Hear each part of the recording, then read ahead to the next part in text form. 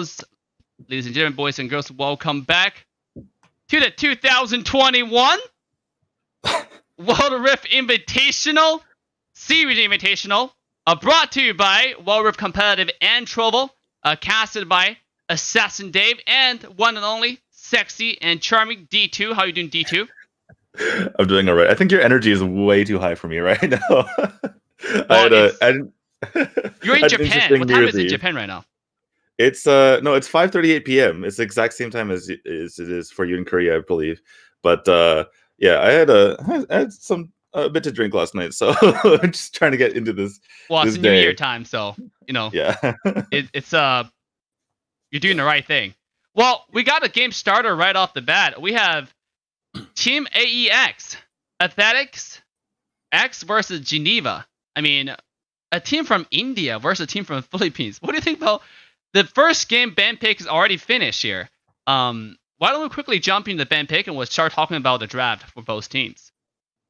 Okay, just some semantics here. So, is the screen I'm looking at the same as you're showing to the stream right now? What is the stream? Because for those of you watching, I'm going off of Dave's. Yes, you can. Yeah, the stream is seeing exactly what you're seeing right now. Okay. Yeah. Got it.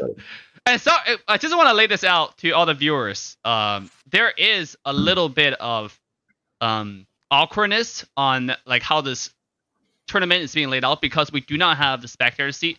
So what we're doing right now, we ask the player to stream on Trovo, and what you can see is perspective from two teams, right? They both have a representative who's streaming the game, and you can see the perspectives from both sides. This is Geneva's perspective that you're watching, and this side you're watching is the one and only Athletics X, AEX. I'll just call it AEX because I don't know how to pronounce that word properly. Yeah, I'm confused about how to pronounce it as well. So let's just go with that for now. So which side did you say was from India and which side is from Philippines? From what I know so far, you can see the total roster here. That AEX is from India, and then Geneva is from Philippines. So right now you're looking at the Indian team perspective. Right. Okay. So look at a comp. They have Oriana mid lane. It seems like 4 people roaming mid, and they have a Y as a jungler. Yeah, interesting that they went for the Vi here. What do you think about them going for that? Anyway, I guess we'll just get into this game because so it looks like Vi is trying to invade here, and they're gonna just they're going all out for it, and they're just gonna potentially let their own jungle get taken potentially. Yeah, it's a little bit of it's not a trade actually. If you look at Geneva's perspective, they're not really counter invading. So they just got their blue just got taken for free because I think AEX actually just took them by surprise. This 4-man roaming down the mid and start running into the enemy jungle. So we have a little bit of lag here, so excuse us for the lag on stream. But you can see fairly peaceful opening, but Team AEX does have an advantage on a blue buff, which is not really that game-changing of a deal. It does put a jungler behind for a little bit. But we all know in Wild Rift, differently from other mobile MOBAs, jungle is not that important. In fact, a lot of junglers, they only clear one side of the jungle, and they just focus on one side of the lane to gank. They don't really go to the other side. Yeah, exactly. If you compare it to, say, AoV, like in AoV, you need to clear your jungle completely, whereas in Wild Rift, it's much more important to get like ganks and actually try to get kills because kills are such a huge deal in this game. Yeah. Right now, we're watching the jungler perspective from Team AEX, which is the India representative for the Wild Rift C Invitational. Top lane, a little bit of action going on. Exhaust being used. First blood does go to Geneva right here on the Jinx. What do you think about a Jinx pick as a marksman choice?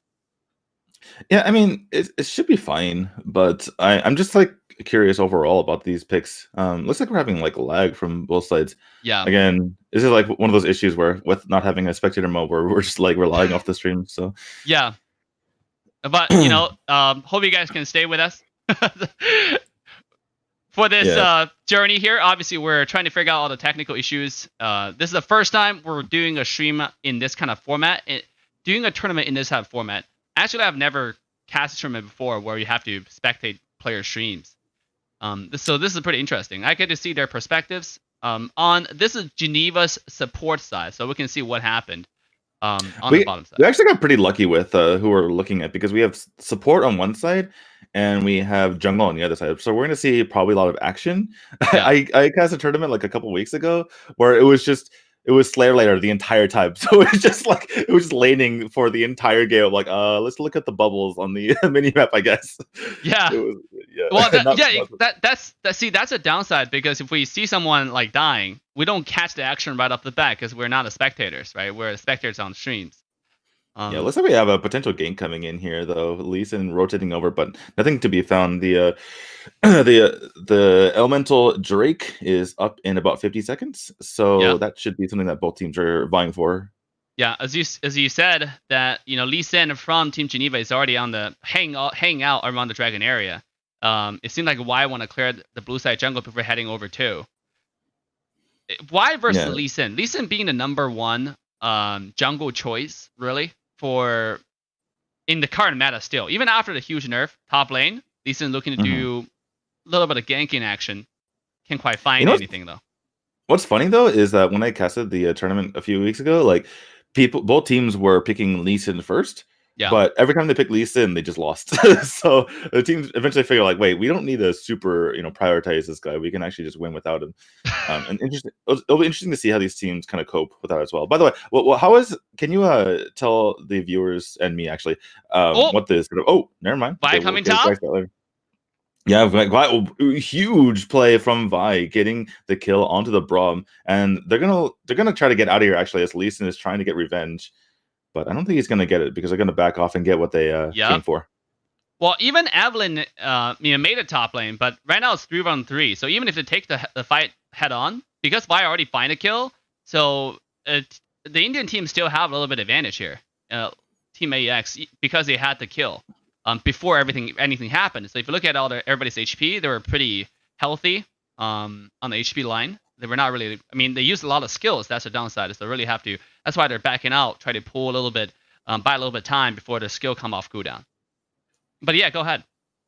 Yeah, I mean, there's 40 seconds still on Vi's ultimate here, so she could potentially come back into a fight and vie for no pun intended, vie for the dragon there. But yeah, I'm actually pretty surprised to how conservative the Indian team is playing. They just got, it's nice. It's very, very clean. They get the kill, they back out, but not even trying to go for any sort of skirmish. Yeah. Right now, like you said, the Elemental Drake is up. It's been up for a while. And then top lane, the gank from the Indian team was successful, from AEX was successful. They got the kill, but then they didn't turn that into any objectives. I guess, like we discussed, they were running out of cooldown, so they're waiting for skills to come off. Now, Y has ultimate again. This might be the time they're looking to contest the dragon. Yeah, looks like she's going in for it now, with the Blitzcrank just kind of being the the human ward there to kind of ward people off. But they they see they're being spotted. There was a ward there that was tracked there by the Vi, and they're just going to back off again. Very just super conservative play from both sides here. Yeah, in ranked games, the jungler would just go for it. I think in a 5v5 competitive environment, it's both teams are very organized. They know you're a contestant dragon. Oh, the hook connects onto the Jinx. Nope. Vi coming in, getting the knockup, but they're getting jumped back on, even though she gets her ultimate off. She does no damage, and now they're just getting pushed into on their turret. Oh, they're all extremely low, and there is the kill onto the Vi. Blitzcrank goes down as well. Draven's in trouble. He's about to fall. He does fall, and no deaths other than the Lee Sin on this side of the Philippine Geneva team. It's a 1-3 trade to the favor of Team Philippines Geneva. This is pretty interesting. They were behind early on. Not really behind, but Vi was able to pull off some ganks. So now, if you look at, they got the bottom tower, and Jinx is huge now. He got a lot of kills. Jinx is on killing spree. I think she's on like 3 kills in a row. So if you get an next kill, it's going to be on Rampage. This guy's huge. If you want to kill somebody, they have to find a way to target this Jinx. Jinx have to die in a team fight. If Jinx didn't die, and if Jinx had 1 kill like in the next skirmish, it's going to be really, really devastating for the Indian side. Exactly. And both teams are going to go for the kind of vie for the the Elemental Drake now. But I think we should go back to the fact that the Indian team was being extremely conservative earlier, and I think that really, they got punished for that, right? Because Philippine team was just waiting for their opportunity. They're like, okay, we'll wait to get the kills, and they finally were able to do so. And the Indian team, they could have taken advantage earlier, and now they're getting aggressed upon. Yeah. Oh, Vi looking to engage on the bottom side, but nope. Olaf is not a target that's going to be, afraid of your ultimate. Exactly. He has his ultimate of his own, which can just nullify any CC, and he gets extra damage on top of that. And in fact, the Olaf is just going on top of the bottom lane there. Excuse me, the top lane. It's kind of hard to figure out what's going on here with the reverse camera. Yeah. So. But so the Drake, I believe, went to the Philippine side. Yeah. Geneva. They actually got with the gank on the top side. They spotted Vi on top, and immediately. That was a signal, and that was a cue for the dragon.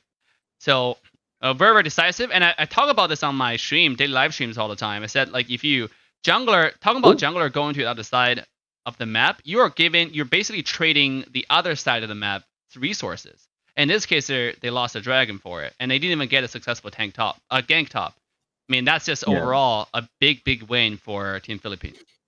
Yeah, it's been a somewhat slow game, but Philippine team is Geneva is slowly gaining advantages here. Yeah, top lane. A lot of action. Bottom lane seems like there's a dive going on. We can't see the action. Monkey's dead. Vi, look at your mini map. Vi, look at what's going on with your team. But yeah, there was a dive going down, and the Wukong went down as a result of it. Oh, this is it. Vi looking for the ult. Yeah, she goes in, gets the ult, but there is the stasis coming out from the Jinx, and that means that it's going to be Vi's death instead. The Orion is extremely low as well. That's where you take a look at the item screen there. Yeah, it's a 1-2 trade. Jinx actually bought an early stasis enchant Hourglass, aka. I mean, that is interesting. Trading damage for a defensive item, because Hourglass is not cheap. It's a 500 for the boost, 500 for the level 2, and you need another 800 gold to make it a stasis enchant. You can see right now she only has one item, which is Bork, Blade of Rune King, and then she goes for. I mean, she actually have two items now because all the skirmishes they win. Well, it's like you said earlier, right? She was able to get an advantage, just gold wise. So I think she just went for the safe route because that way she can continue to farm and stay ahead rather than being aggressed upon and potentially giving the game away. Yeah, I mean, right now, like looking at the direction where this game is going, what do you think? What do you think the Indian team need to do? What do you think AEX need to do at this point? I think they just need to start being more aggressive. I'm trying to get back onto the Jinx like they were trying to do earlier. But yeah, bottom lane is getting aggressive upon. The Wukong goes down again. He seems like he's a major target here for Geneva. The thing is, once Olaf gets a lead, you can't do anything to him. Oof. And this might just be another suicide. Brahm's ultimate comes out. Yeah, I don't even know what Vi was trying to do there, but she gets taken out, and Braum and Olaf are still on the chase, but they might get taken out by the. Oh my god, AX actually take out two there. So that's actually a really good trade here for India. Maybe they are on the path to coming back. They traded 2 for 2, but look at what's happening on the other side of the map. They do lose the tier 2 tower on the top side, other side of the map, and then look at Lee Sin already have the Guardian Angel. Vi is just starting to build it. So yeah, can you talk about the Guardian Angel? I feel like every player is building Guardian Angel extremely early. Like Guardian Angel, okay, in case you guys don't know, Guardian Angel is the revival item. So if you die, you come back, and unlike AoE, there's no limit to how many times you can use it. So people just bite extremely early, and they favor that over any other stat buffs from the other items. Yeah, I mean a lot of times for marksmen, because a lot of marksmen now, especially I think it started with Jinx meta, because Jinx is super meta right now. Even now after the Jinx nerf, he's still really really strong because the wave clear is really good, and when you can clear wave, you can dominate the lane, and you can roam to jungle and start dominate other area of the map. So Jinx currently is using runes called Champion. I think that rune page allows you to have 10% extra damage to enemy champions. Every time you die, you lose 5% of the benefit. So if you die twice, you lose the entire 10% extra damage. And that's why Jinx players started buying GA first item, because they don't want to die. even if it died, GA, kind of protect you once, give you one time of error. Speaking of that, you can see Philippine team stealing the dragon away. That's the second dragon. It's a cloud dragon. And they got it after 12 minutes. That means the next dragon will be the Elder. And it seems like it's going to be the Elder Inferno dragon. Yeah. Okay, so Philippine team... Wait, no, the Indian team got it, right? This is the Philippine team you're watching right now. Right. Okay. So yeah, Philippine team is continuing just pushing onto these towers and or turrets, excuse me. Okay, actually, I play it in Japanese and they say tower, but in English it's turrets. I'm always confused about that. Is it turrets or towers? We know what you're talking about. Yes. Oh, I know. Well, there's a hook going in, and they not able to secure the kill though. And Brahm's actually perfectly fine. And in fact, the the Indian team is taking a lot of damage. Yeah, they are. But look at Vi finishing at GA. When you're behind though, if you finish GA, it can be good or bad. Oh, Lee Sin getting spotted by the sweeper right there. Vi found himself alone.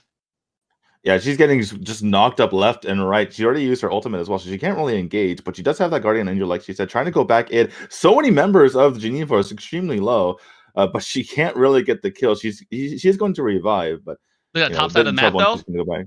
Oof. Yeah, like you mentioned, Evelyn taking the top turret, and that's a huge... She's actually going onto the... Okay, looks like she's going onto the Nexus, but she backed up. Yeah. And a super close fight right here. Wukong goes down once again. Wukong is not having a good time. No, not at all. And in fact, the entire team AEX is not having the best time of their match. Lee Sin coming out 1 HP. He's going in, though. And he will keep the trade, popping the stasis to stay alive. Oh my goodness. So if you guys don't know, his first ability, that thing where he just throws in the Hadouken, the fireball, when you jump back in, they actually have less, or it's the damage is based on how much life is lost. So that's why he was so confident going back in and getting that kill there. And just ballsy play here coming out from Geneva, and yeah, India looking like they're in super trouble. Yep, you can see now Baron being started, contested, and it seems like they will get it for free with multiple members from Team Geneva, from Team AEX being taken down. The hook connected on Braum once again. This is what I'm talking about on live streams all the time. When you have a hero like Braum, one of the best tank in the game, and you pick like Blitz, if you don't get early game advantages, you kind of lose everything. Speaking of that top lane, a little bit more team fights happening. Yeah, this seems like it's just going to snowball like crazy. The Geneva Philippine team is just really pushing on to Athletic X here, and like you mentioned, Braum is just such a good fighter in the front lines, and he doesn't really rely on the hook. In fact, when he got hooked there, he's like, "Oh, thank you for the engage. I actually want to be here. Thank you very much." And that engage become engaged once again. Yeah, this is just completely over. It seems like they're going to be pushing on to all these turrets. 3 dead with empowered minions from the Baron, and they're pushing on these inhibitor turrets. All 3 inhibitor turrets going to die, and probably Athletic is going to die as well. Yep. Looks like the lock is going to be popped, and they're hitting on the Nexus itself. And game 1 will go to the Philippine team, Geneva. Interesting match. Yeah, well played. It was very conservative in the beginning parts of the game. No team really wanting to force any objectives. The dragon was up so long, but eventually Geneva, they saw a couple opportunities. They took their chances and they were able to pull it out. I think. I want to know what you think. Like, I feel like India was being extremely conservative to a fault, right? They weren't really going for anything until they were behind. Yeah. India team was being a little bit too conservative, in my opinion. There are a few chances where they could have done a lot more, like especially in the early game, where when they got a kill with Vice Ultimate, I think they could have forced the dragon. Even when they got a kill and then Evelyn rotated top, remember the one time? And then their mid lane also came top. They could have fought that because it's 4-on-3. Their top lane's already dead. Even though everybody went top, it's 4-on-4, but they killed somebody right away. So over there, they should have baited another team fight. If they baited another team fight, that could have turned to a snowball that's just unstoppable for the Indian team.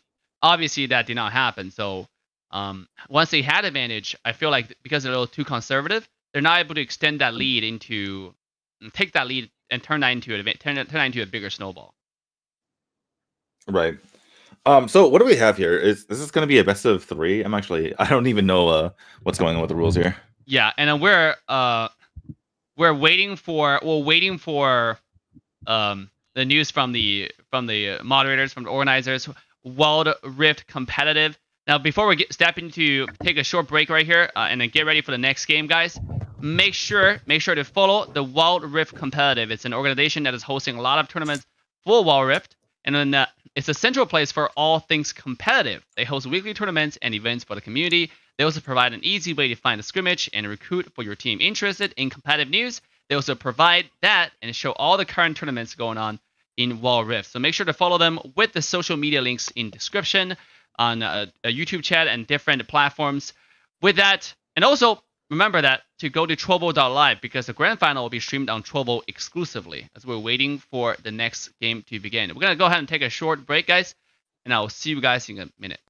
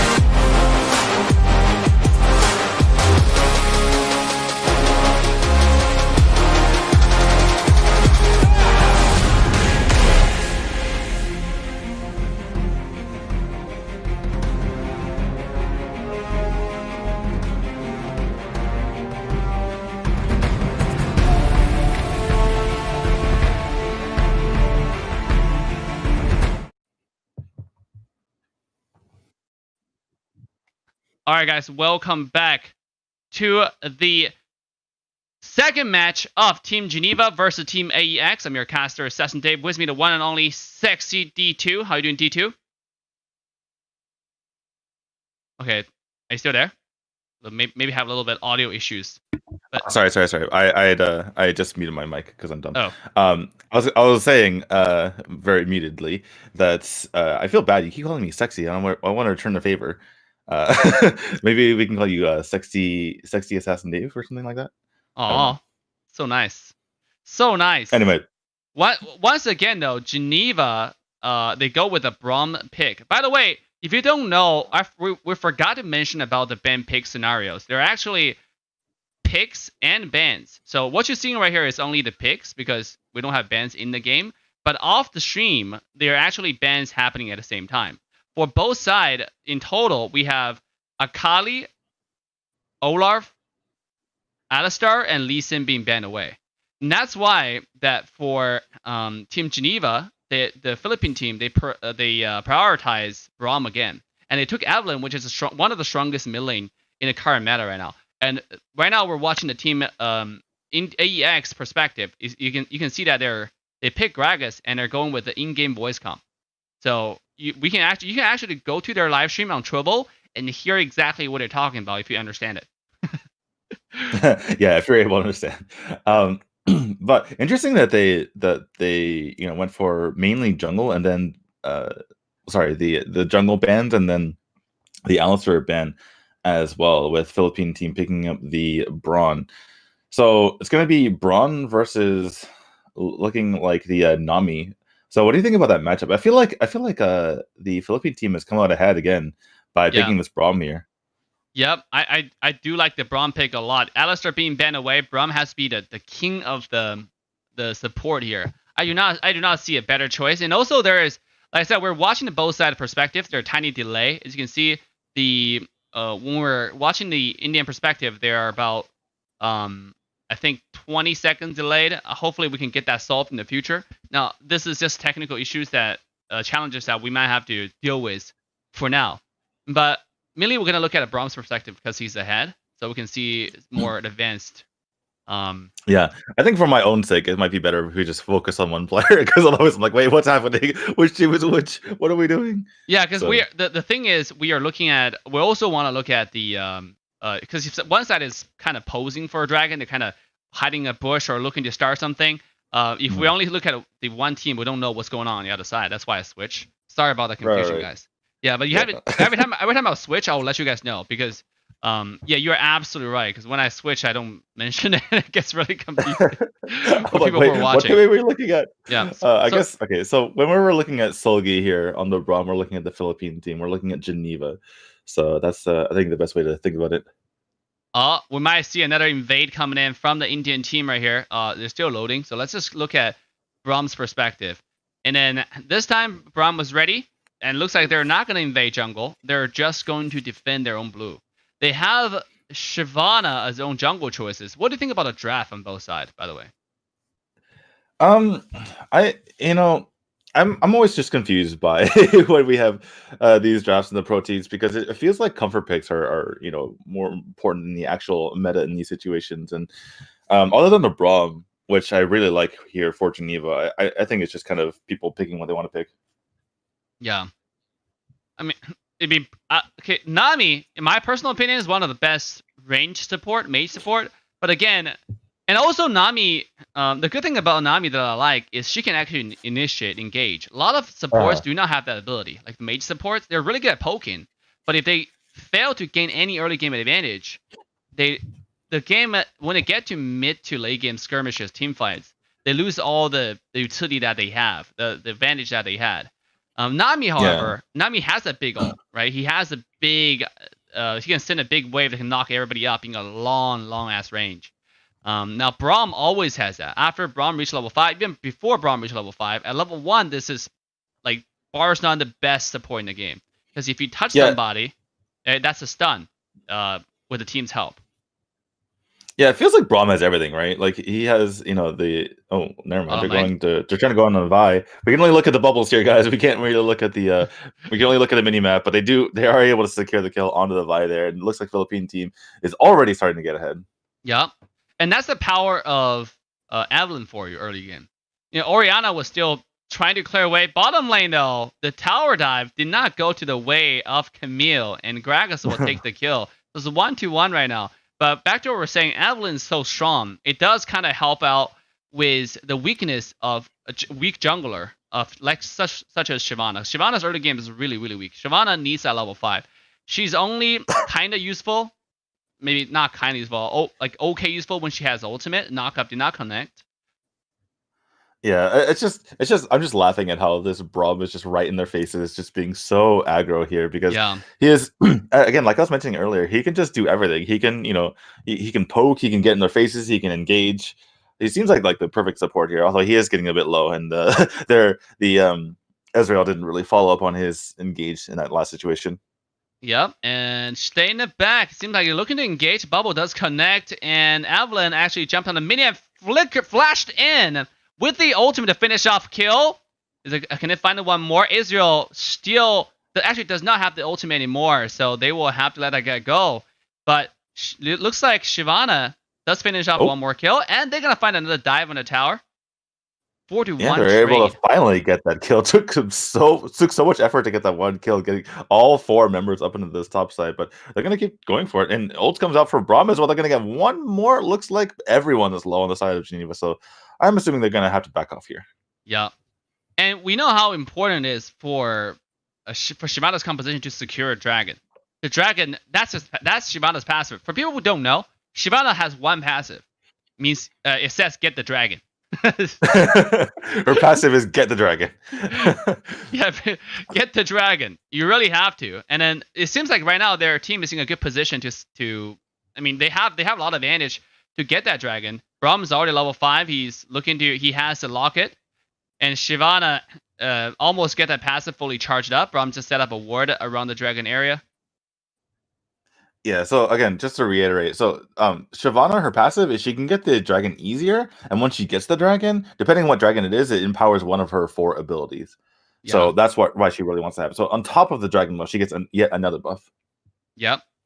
So it's really important for Shyvana to get a dragon. However, the reason why Shyvana is not really prioritized in a much higher competitive stage is because this hero is so weak early game. Like, even though her passive require her to secure the dragon, because if you don't get it, then you basically lose 1 skill. Everybody else has 5 skills, right? 4 active skills, including 1 passive. Where Shyvana's passive is completely depends on whether you get a dragon or not. You get extra damage on the dragon, but if you don't do it, like it doesn't do anything. Yeah. Speaking of that, it seems like Y is going to start off the dragon now. Oh, the ultimate comes in. Oh yeah, this is a 2v4 situation. Braum's just trying to help Ezreal stay alive, but Braum himself has to flash out, and that's a big win there for India. Finally picking up a decent team fight, and they're going to probably take the dragon as well, unless Shyvana comes over. She is actually trying to join in on this fight. The dragon is extremely low. Who's going to be able to take it? Braum's getting in there, and the Vi takes it. Can Geneva make a fight out of this? They actually get the Vi down. Braum falls, but he is a good sacrifice because the rest of the team is falling as well. The ult comes out from Ezreal, and 4 members of Athletic X end up going down in the end. It's 4-1 trade to the favor of Geneva. Yes, the Indian team get the dragon, but at what cost? And it's pretty important dragon. It's Infernal Dragon. What cost indeed? Yeah, but at what cost indeed? Like you mentioned, Infernal Dragon is more damage, but they get getting the 4 kills is certainly worth it. They even get the kill onto the Gragas here and get Camille out of dodge. So despite that dragon, I feel like Geneva here is taking a massive lead. Yeah, they are. They even though they lost the dragon because Bai was on the bottom side. This is again. Back to what I said in the last game, when one jungler showed up on the other side of the map, you basically made a statement. Hey guys, I'm on this side now. You can do whatever you want on the opposite side, and that's exactly what happened. That's why they were able to find the 2 kills on top side on the Braum, on our marksman and the Braum, and then they got the dragon afterwards. Even though eventually Geneva made it in time and get 4 kills to trade. But yeah, it feels like the Athletic X India team is just kind of wasting a lot of time top. They are able to get the kill on the Ezreal though, and Ezreal. Oh my goodness, all members of them are extremely low. Maybe Camille and Braum can turn this around. They get the double kill, or excuse me, it's the Evelyn. Evelyn gets a double kill. Can she get the triple kill here? Able to pick it up there, and oh wow, that was a massive turnaround from what just happened. The power of Braum at full display. When he shows up, the entire ground shakes for his presence. That's exactly what happened, right? Like literally, they just 2 versus 4 the entire team. Braum ulted 3 people and then apply passive on them. Evelyn just killed everybody. It was at one point you thought, okay, maybe Kai'Sa can turn it around, but then Braum stunned the Kai'Sa, so even though Evelyn was 1 HP, there's no damage going on her, so she have to. And at the same time, there was nothing Nami can do. She just stayed in the back and watched everything happening. So it's just the difference of the support, I would say. Yeah, speaking of watching, we just watched the Gragas go down to a massive dragon. The Shyvana popping ult to make sure to secure that kill. They're going to get the bottom turret. Evelyn's kind of flipped over to the top lane here to kind of defend that. And looks like Geneva is starting to take this game by the horn as well. Yep. They're already 1-0. If they win this series, they will eliminate the Indian contestant, AEX, today. And remember, the entire tournament will be a single elimination format. So the winners will proceed to the next round. Oh, the ultimate comes in. Oh my goodness, Braum really wanted that Kai'Sa. That he's even used the ultimate to make sure that it happened. And sure enough, goodbye Kai'Sa. Go home free card. You don't have to recall home. We'll send you home. That's exactly what is happening here. Instantaneous. You don't even. It's like he gave her a buff, right? It's like so you don't even need to wait for the recall back. It's just instantaneous, right back. Yeah, it takes shorter than your recall. Your recall takes too long for you to go back. Oh, nice knockup from Nami. Follow up with an ultimate. Why is gonna go in? Wow, very well done by the Nami there, and they are able to get a double kill out of it. Extremely well done. That stun is extremely small, but is able to get a long range, or excuse me, a long knockup. On the other hand, Geneva really looking for revenge, able to get 2 kills on the backside. Evelyn just going nuts here, and Grog. I don't think Grog make something up. Nope, it's gonna be Shyvana jumping back in. Oh my goodness, Shyvana's like nope, just laying down the hammer there. And making sure that Gragas can't have any comeback. The interception comes in, and Shyvana showing that dragon form. As long as she keeps on attacking, she's going to keep that dragon form, alive. And that's exactly what's happening right here. They're going to secure this Cloud Dragon. It seems like there's no chance for Kai'Sa to steal Dragon away in this scenario. Cloud Dragon does allow Shyvana to gain a lot of movement speed when she's in the dragon form, activating that skill too. So this is going to help her a lot for the teamfight mobility. Yeah, exactly. And because she doesn't really have that much mobility in her kit itself, other than engaging with her ultimate, that's gonna help her so much in being able to track people down. What's really funny is actually we might have a team fight here. They're jumping in. They're gonna get the kill onto the Nami. Nami extremely dead. Athletic X is trying to jump back here, but really nothing to be happened. It's gonna be a 3-4-0. Gonna be a 4-4-0, and this game feels like it's starting to be over. Yep. And in fact, it's 10 minutes, 20 seconds. Team Geneva already started making a move on this Baron as right off the bat. They do not want to delay this game any longer. They want to move to the semifinals. Because today we're going to finish the upper bracket, and then we have a lower bracket as we're going to finish tomorrow to decide the 2 finalists, actually. So today we're going to have one finalist being decided. Oh, look at the damage from this Evelyn in mid.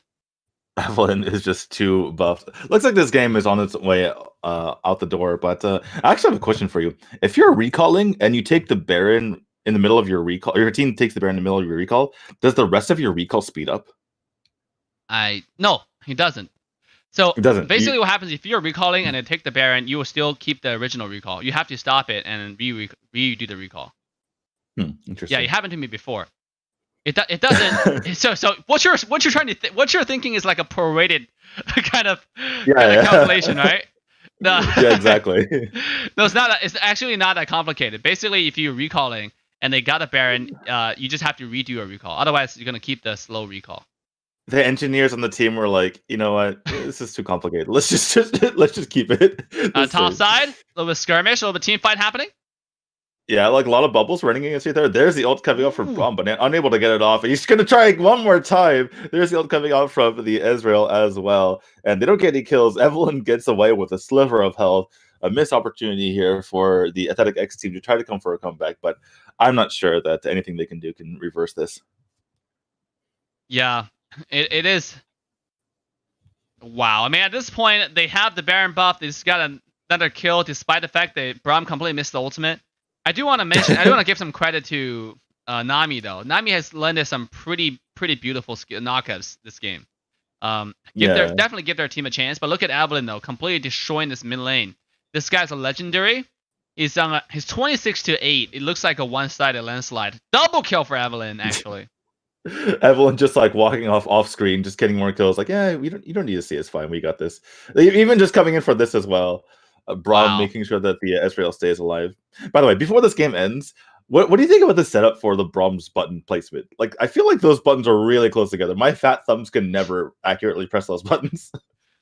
Okay, this is a player preference. I know that for a lot of iPad players, they like to put buttons like further apart. But for small phone players, they actually like to put them closer. Because we can talk about that later. But speaking of that, look at mid lane.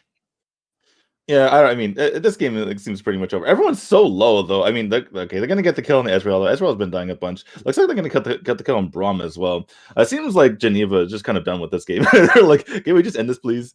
But they, unfortunately, they can't end the game right now. But I think they're going to be able to end it pretty soon. Yeah, but they do. I mean, for the Geneva team, they do lose 2 members. Shyvana's still alive. Now, back to what I was saying, it's just player preference. I really like the function where they allow you to customize position of your buttons. Yeah.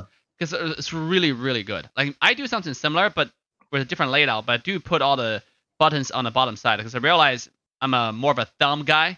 So I use my right thumb. Oh, double kill! And they got a dragon. Wow. Very well done there. But yeah, I am really the opposite as far as the button placement, though. I have mine extremely spaced out because my thumbs are way too fat. When I started playing the game, I was hitting the wrong button so many times. Same. I do actually hit the wrong button so many times. You actually reminded me to customize them, to change them after this game.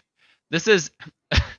Even though I put them together because I need to hit them, the thing is, I do hit the wrong button like so many times. The flash all comes in, Rampage goes to the jungler. Did Camille DC or was she BMing? She literally just died under the Nexus, just standing there. I think she might have DC'd, but regardless, that's going to be a 2-0 victory here for Geneva. Very one-sided and well played here by Geneva, and we're going to say goodbye to Athletic X. Yep, nice job attempting. A good try. GG anyways. Really good attempt from... Evelyn score. Look at the Evelyn score. 23-09. Oh my goodness. Sorry to cut you off, but like I just couldn't. Yeah, I mean, it's absolutely true. Out. This is why Evelyn is so dominating in the high competitive scene. If you play in a diamond rank and above, you will see Evelyn every game. If it's not jungler, if it's mid, if it's not on your team, it's going to be on the enemy team. And you are just praying that Evelyn's going to be on your team. Because if it's not on your team, you're going to have a bad time. Like, you really do. Right. And just to reiterate that point, like I think a lot of people are thinking like, what Evelyn? Why? But they recently gave her a pretty massive buff to her first ability. It's like way longer. And her first ability is on a very short cooldown. You can use it twice, or it goes out twice. And it's just pretty ridiculous. Like the fact that they increased their range by like a third, which is massive. So now she's able to just get so much more damage off and really be viable in that mid lane, like you say. That's actually really interesting how what they did on increasing that range. I mean, before they buffed it, I was saying that this guy needs a buff, but I never expected them to buff it so much. And that's that 1/3, just like that. It's actually so much. Right, and Evelyn before was not even a viable jungler because how hard it is for her to do damage. She has to be actually on your face. If she's not on your face, it's really hard for her to damage. So even though she has that passive where she turns invisible permanently, but she has to be right next to you. And now she can do damage to you like from 1,000 miles away. She's a mage that has unlimited amount of damage with the skill 1. So they're actually playing her mid, and as you saw last game, the score is just absolutely disgusting.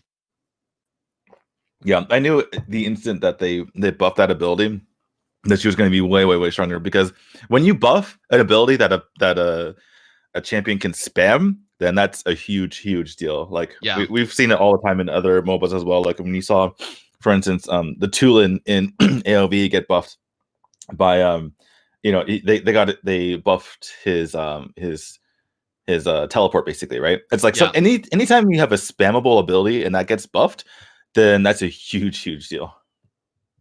Exactly, and I hope you guys enjoyed that game as well, as much as we did. I had a lot of fun watching this type of tournaments. I mean, I always like to watch 5-on-5 competitive or organized games, because when you play games, you mainly play solo queue, trio queue, duo queue. You have a lot of randomness in that. Like you don't control who's gonna be on your team. Maybe sometimes you get good teammates, but most of the time you just get random kind of actions going on from your randomly selected teammates. But when you play 5-on-5, you see, even though one side can be destroyed, or it can be a landslide, but it's organized landslide, right? At least the teams are contesting stuff. They're always fighting at certain points, expected points, like the Dragon Pit, the Baron Pit. So it's really fun to watch. So what do we have next year? It looks like we have 16-bit versus Killer Gaming. Is that right? Yep. 16-bit Gear is actually a Korean team, and Killer Gaming is Japan. So we have this is not a completely C region, by the way. We have the entire Asia in this tournament. And tomorrow, guys, just give you a little bit, like you can see on screen, just give you a little heads up. Aether Rift. Right now, a lot of people are saying that Aether Rift is the best team in the entire C region. I have never seen them in action on a 5-on-5 environment, so I'm really excited to see how they're gonna perform in this tournament. And Team GG from Singapore. I've seen Aether Rift. They're definitely very good. I believe that Aether Rift is like the kind of the team of Wild Rift competitive, basically. Like the Tazrun, the person who is kind of in charge of both, is that's his team right there. So they're extremely good. I've seen them before. I'm really excited to see them again. Yes, and we already have the updated score. It seems like Geneva will proceed to the semifinals, and they're gonna wait for the winner between 16-bit and Killer Gaming. Whoever wins that game will go against Geneva. And once we have the updated information, we'll let you guys know right off the bat when the game is gonna start. Stay tuned. Do not go far. Get your popcorn. Get your soda. It's 2021. Sit down. Make a wish list. Not wish list. Make a to-do list. Think about what you need to do. List. Yeah. My to-do list is to watch these matches right now. So that's right. That's the first to-do list of 2021. So with that, we're gonna take a short break, and we'll come back and see you guys in a match between 16-bit Gear from Korea and Killer Gaming from Japan. We'll see you guys in a minute.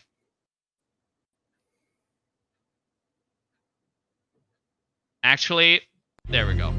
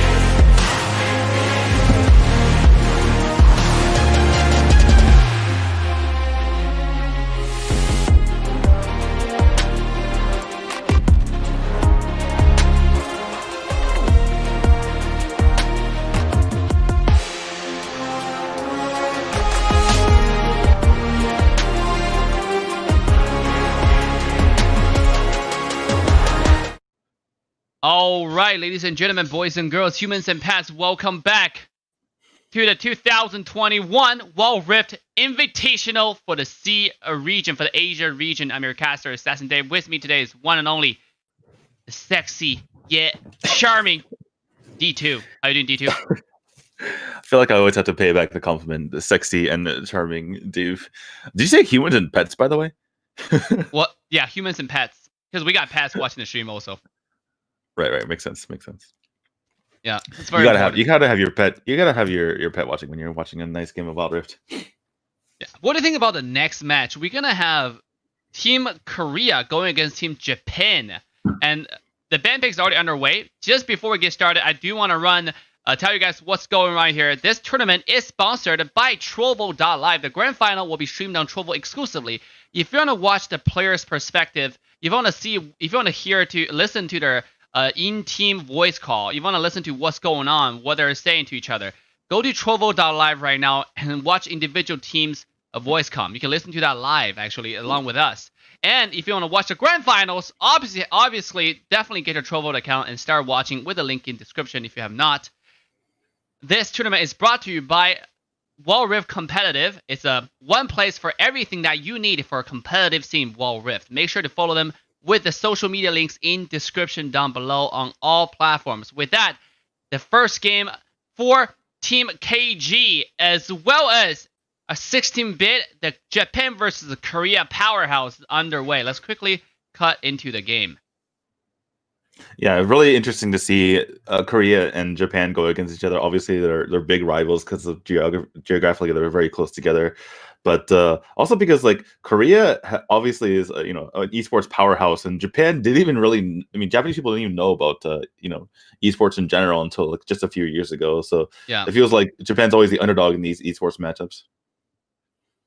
Yeah, you can see that from both sides. We are a little bit invaded going on into KG's jungle from Korea.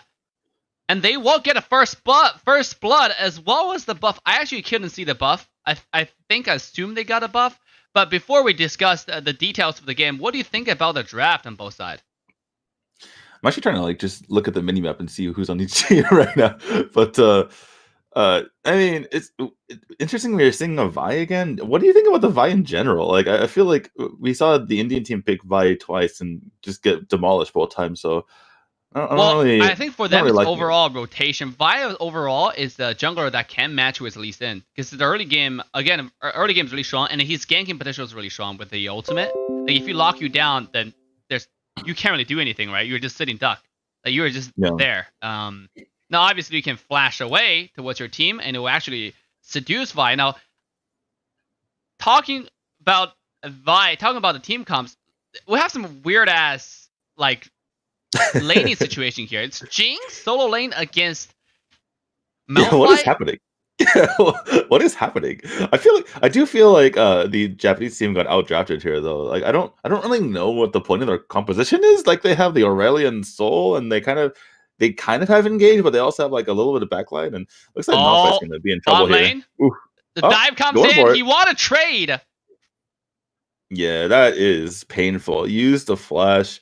Use Ignite. Use everything basically to try to get the kill. They're gonna trade and get this top turret potentially, but not the best trade if you're Malphite here. Yeah. I mean, if Malphite had the ultimate, he could have traded pretty. I mean, look at Jinx HP, right? He got a guy really, really low. This is a really, really odd situation. I mean, this is actually the first time I've seen, not the first time, but the first time I've seen a competitive environment where a team actually sent their dual lane, the marksman and the support, to the Baron lane. And now KG take turn to defend the tower, but he can't even soak up the minion waves. The ultimate comes in, the stun connects with Braum. He would die. I know exactly what you're saying, by the way. This feels like some, Iron League stuff where people go to the wrong lane. It's like, no, it's flipped. I know you're used to playing League and you always go to a certain lane, but it's flipped here. And now we have an actual, professional team in an actual tournament going, flipping the situation and putting their ADC over into the Slayer lane. Excuse me, not Slayer, the Baron lane. Baron lane. The interesting thing about they traded towers because KG actually took the topside tower from KG's perspective, the Dragon Lane tower, And the Baron lane tower also went down 4 kg as well. So 1-to-1 tower trade, despite that the Korean team does have 3 kills lead at this point.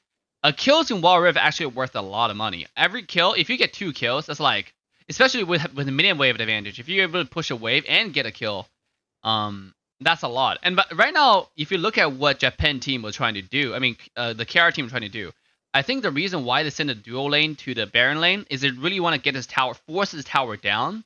That's their strategy. And now they switch back, so their Baron lane will actually have the advantage because he doesn't have a tower to push anymore. All he need to do is clear wave and rotate to dragon. It seems like he doesn't want to let this Malphite go. It's kind of funny because you mentioned earlier that if Malphite has his ult, he would have been able to get a better engage onto the Jhin. But it seems like they put pressure on him until he got his ult, and then they're just like, all right, see you later. And then now they're switching the lanes up. That seems like a little bit skirmish to dragon side. Yeah, we can't really see what's going on. Just a bunch of bubbles. They're going on each other. There was stream delay, and it seems like the little bit of lag here. Korean team has a few low members. Obviously you can see Vi is pretty low as well, but So we're hoping for the technical issue to resolve, but it's not something we can control here. We're really rely on the player stream. If the player stream goes well, then we can. Oh, there it is. Back, I think. There's no spectator mode, so we have to basically just watch player streams in order to do these matches. Oh, and there goes the stream. Okay, so there's a delay. So we're on the Korea side now, but there's a significant delay. So the fight that we just kind of saw, like we're watching this again, like you mentioned earlier. The Camille not wanting the Malphite to go back. So the fight that we just kind of lagged through is about to take place. Yeah. The Korea side does have a little bit delay. We're trying to have that solved, so the both side will have like even stream, so we can see both perspective like live. The dragon fight. This is what happened. Yeah, exactly. And you see Malphite trying to get into the fight, but Vi goes down right away. So too does the Alistair, and looks like the Japanese team, they had a good start to the fight with a lot of members low, but really not finishing up well at all. Only the Braum goes down, and there is the Jhin ult. More damage coming in. Ooh, Camille nearly falls. Actually, look at HP. Wow, Korea dropping the ball at the end of that fight there. Just like they seemed like they had control, and then all of a sudden they started dropping members. They did get the misfortune. What just happened? Like that team fight went so well for Korea for a while, like you said. But they got over in the end, they still come off on top. Nobody took the dragon. They got a few kills. It's 7-2 overall. Yeah, it was a 4-4-2. They did get a 4-4-2 trade, it seems like, right? Because they started that fight 3-0. So I mean, now it's 7-2, so it's 4-4-2. So I guess it was okay in the end, but it seems like they got a little bit too aggressive. It seems like the Korean team is gonna start the dragon once again, and they got it. Oh, bad engage here by the Braum. He's just gonna go down, the Alistair. And yeah. But this team, this kind of game is kind of what we expected. You have Alistair going against Braum. Yeah. Air Sniper. The other side is still not off. Waiting for the game to come up. Yeah, restart the stream. Okay. Yeah, we'll just watch the Korean side then. But yeah, Korea pretty much dominated. Korea's team comp just makes so much more sense, right? Like they're really good at engaging, they're really good at fighting with each other. The Japanese team just kind of seems disjointed. Like, how do they even fight? Yeah, I mean, I just really like if you look at their comp is really snowball heavy. You have Jhin, that's really good early game. You have Evelyn, that's really, really, really good at early game. This hero is tier S right now in mid lane. Like nothing else beats Evelyn in mid lane at this point. And on top of it, they have a really good engage from obviously Braum, as we mentioned. They have a really good engage from the jungle Monkey.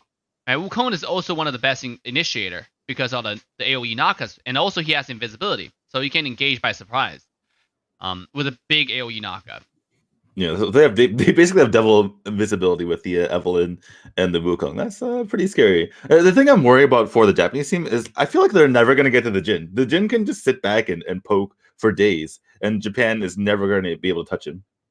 Well, Malphite, from what I saw just now, at least when Malphite's stream was still up, is look, you can look at his build right now. Malphite is building AP. He just finished Leandre's Torment, So right now, if he lands his combo properly, if he actually hits that ult on the crucial members, ideally, if you land one ult on multiple members on team from Korea side, that would be a lot better from 16-bit. But right now, obviously that's not realistic in actual team fights. Right. So people are gonna be spread out, unless Korea just actually made a mistake to actually group up together. Speaking of grouping up, look at the bottom side. Yeah, they're all grouping up to that bottom side. The Camille's just clear away so quickly, and just starting just from the beginning of the game. If you recall, they were really pushing onto the Malphite, and that kind of prevented him from getting built up. And so now he can't really do anything. Oh my God, Camille going 1v3. The balls on this woman. Wow. I mean, she had GA. Yeah, exactly. Yeah, there was a revive on the Misfortune, and the Camille jumps on her anyway. And by doing that, they're able to use the Rift Hail in the bottom lane to get that turret. So basically, a huge debate here from the Camille, just kind of saying like, "Hey, I'm here. You got to fight me." And then Japan team turns their head and like, "Oh wait, our turret died."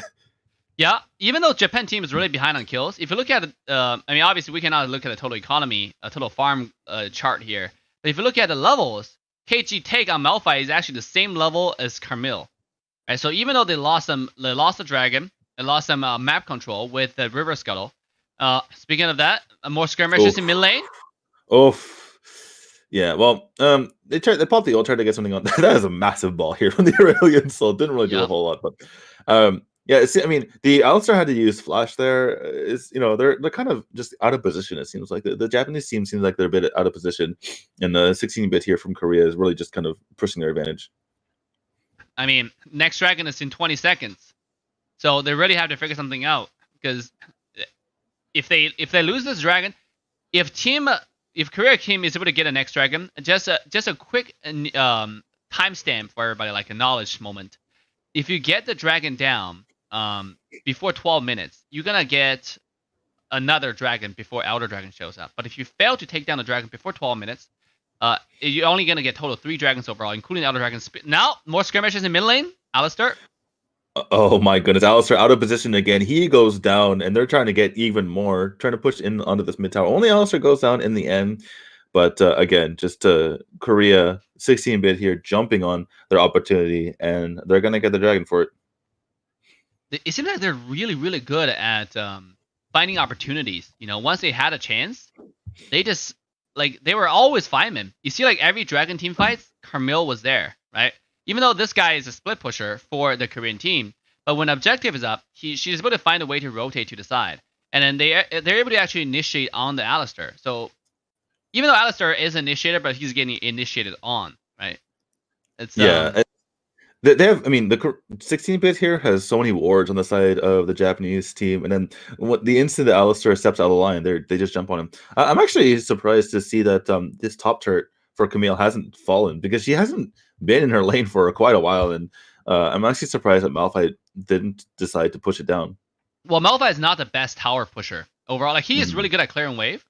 But Malphite is never the best tower pusher, among a lot of other fighters, compared to heroes like Jax, for example, who do a lot of auto attack damage.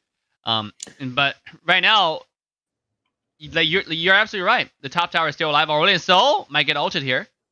Oof, does get ulted. There's a stasis coming out, and there is the engage from the Alistar, but just not enough damage. Oof.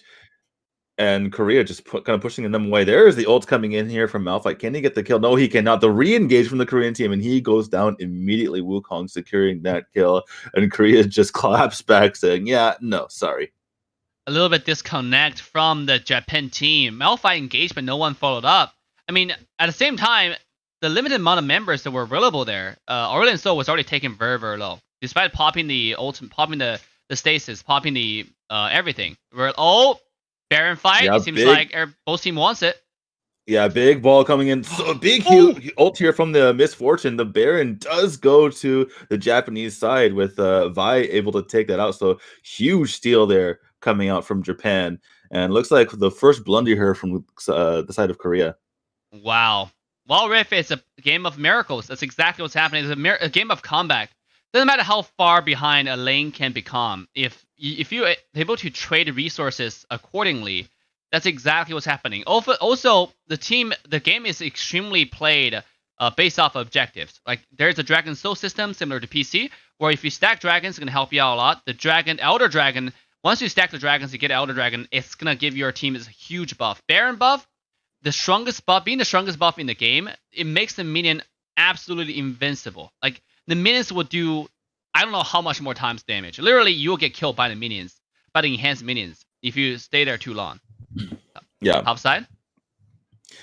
Yeah. I mean, like you mentioned, the enhanced minions are like so ridiculously powerful as long as you spend the time to buff them. Top side, interesting fight there. The Malphite goes down in the end, and kind of a ill-advised situation here for Japan. I don't think they should have really been having their members split up that much, but they're still pushing along with its Baron buff. Yep. I mean, we'll want to see how teams like KG, Killer Gaming, able to take the advantage, take the buff that's still the Baron buff. It could have been a turnaround point for them. And if they grouped up more and take more objective, it could have been better. But unfortunately, Malphite actually get caught on top side, which kind of stopped the turnaround point that they had, right? That could have been a comeback for them. But with Malphite dead, they kind of have to just wait this Baron buff off. Yeah, and you can see the pink minions there. Those are the ones that are buffed, and it's just when those are stacked, they, like you mentioned earlier, they do so much damage, but they're just kind of letting them go here. Now, it looks like another skirmish is taking place. The Wukong's extremely low, has to get out of there. No kills for either side, but they're gonna back off, and now the Dragon's gonna pop up once more. Dragon will come up in 1 second. Wards has been laid down by both sides, and KG. Killer Gaming already had their members hanging out, just, chilling around the Dragon area. Why will start on this Dragon? Now, this might be a 5-on-5 straight-up frontline team fight. Oh, Camille's actually, not in the picture here. Big ult comes out from the Malphite, but he's going to go ahead and back off. Ult comes out from the Camille, trying to jump on this Aurelion Soul. Aurelion Soul can't really get anything happening here. Both sides extremely low. Aurelion Soul tries to jump on to this Evelyn, but she's able to get away as well, and no kills, surprisingly, for the Japanese team, even though so many members of Korea are extremely low. Yeah, that was a shame. The Japanese team got themselves low, and they also lost a member, lost their jungler, which is the most important element, the piece of the puzzle for this Dragon fight. And now without Y, they'll have to back off. That's another Dragon to the Korean team's pocket. So, look at Aurelion still coming in. I think that's going to be a dead Brahmin. Indeed it is. So very well done by the Aurelion Soul there. Korea just 16-bit biting up more than they can chew. I want to talk about that last fight though, because it seems like what I was mentioning earlier with the disjointedness of Japan's composition, kind of coming into play, right? They're not it feels like they weren't able to finish off any kills, even though they got so many members so low. Yeah. That's what I was saying. I think they're a little bit disconnect in communication there. They were not able to focus down on one target. Even at top side, when Malphite engaged on the Evelyn, the team wasn't following up. Also, like I said, the other members were low, so the other member could have communicated saying let's back off, let's not use your ultimate, right? But Malphite still went in, hoping that he could get a kill, but instead he got turned around by three members of Team KR, and ended up dying instead. Look at bottom lane massive. All these minions are stacked up. Very, very juicy here for gold wise though for this Camille. But yeah, like you mentioned, the Malphite had a massive ult onto multiple members, and seems like there was just no follow up, and that pretty much cost them the fight. The Malphite silence is actually really, really dominant.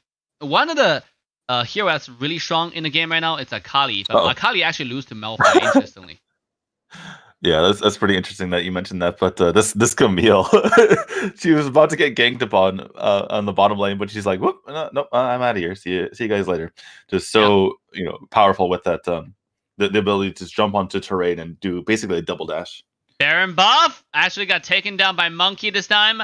Korean team do not want to lose their Baron buff again to the Japan side, and with a Baron buff to their pocket, with all the lead that they're having right now. I mean, I want to see how many towers, or maybe this be a one last push from the Korea side. Are we going to see the end of the game, or can Japan team hold their line? Yeah, it's pretty interesting, right? Because if you look at the turret situation, Japan actually has more turrets than Korea somehow. Even though this is a 13-4, even though Korea has basically gotten every single dragon. But like you mentioned, now that they have the Baron buff, we're going to see a lot of Japan turrets going down now, I imagine. And excuse us for the game sound, by the way. We're watching the stream from other players' perspective, and then obviously one's a Korean team, one's a Japan team. They actually don't have sound on.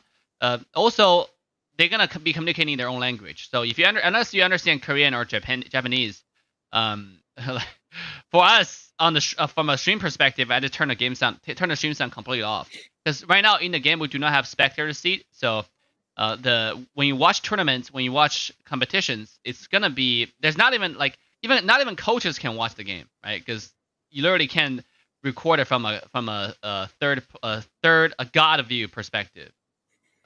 But you don't have the spectator mode, so you can't really be an observer. Essentially, we're just watching the players from their own perspective. 16-bit here, the Korea side not doing that well, taking down turrets. Finally, they'll get this middle one, but yeah, I mean, what do you think about this? They're doing a really poor job of taking these turrets down. They still have a little bit of time on the Baron buff left. It's gonna disappear very, very soon. You can see the timer on the Baron buff on the bottom side running out. But you're absolutely right. They were able to get a few towers. Like I think one tier 1 tower down mid, one tier 2 tower down bottom. I think they're playing it safe. Also, they were splitting up a little bit too much. In my opinion, once you get a Baron buff, if you just do 4-1 split, get one side of the lane kind of pushed up to your favor, where it's pushed to an enemy tower, and then you group up with 5 people to push down one side. I think that should give you a massive, massive lead. Because Baron buff in this game was mentioned multiple times and way too strong, but now more team fight in mid lane. Oh my goodness, yeah, the Alistar tries to go in and get a massive ult, but doesn't get much out of it. There's the ult from Camille coming out, and Korea seems like they're just mopping up. Very bad team fight here from Japan. 2 already down. The rest are going to fall, and that is a 4-4-0. 4-4-0 trade for Korea's favor. Only one person survives, and that person is going to be the Vi on jungle. So Vi is not going to defend against 5 people. So I think this is going to be a running down mid moment for Korea right now. In fact, that's what they will do exactly. Yeah, that's going to be game over. So the game went from Korea just dominating the entire time, but not able to finish or not able to push their advantage. And then suddenly Japan takes a bad team fight, and there is the game. 7-1 Evelyn. What do I say about this hero? People need to pay attention to it. Right now, the Philippine team has taken it twice, and they won 2 games. And the Korean team has taken the first time. Remember this elimination games, right? Single elimination bracket. If you win one time, you proceed. If you lose it, you're done. And people really need to pay attention to that. There are 2 bans per game, so they should consider either banning that or prioritizing taking that, in my opinion. I'm actually interested in how you think they played the Jin, because the Jin ended that game, I think it was 7-0-1 or something, or 7-0. He had 18k gold, the most in the game by far, and they were able to build him up by putting him into advantageous positions, right? They put him against the Malay at the beginning, yeah, and then they kind of just rotated him around so he just continuously get gold, and I feel like that was pretty huge for them. Yeah, let's see about that is actually a very interesting strategy. What I want to see is, are they going to pull that off continuously, right, consistently? Because if you do it one time, it might surprise your opponent. But if you're able to pull the same strategy off, that means it's something that you have been practicing. Now, obviously, if you do the same thing, now you give enemy team more time to prepare, because now they have finally tried it, right? To see oh, this is what you do, right? You want to take the Baron Tower first, blah, blah, blah. So you give your enemy team more time to react, think about strategies, all that stuff. Still, from a viewer perspective, I do not know if is this something that they constantly practice, or it's just something they randomly want to do. Right, so are we gonna see them doing it again, or if they do it again, is Team KG Killer Gaming gonna do something about it, or just let 16-bit continue to run with that strategy?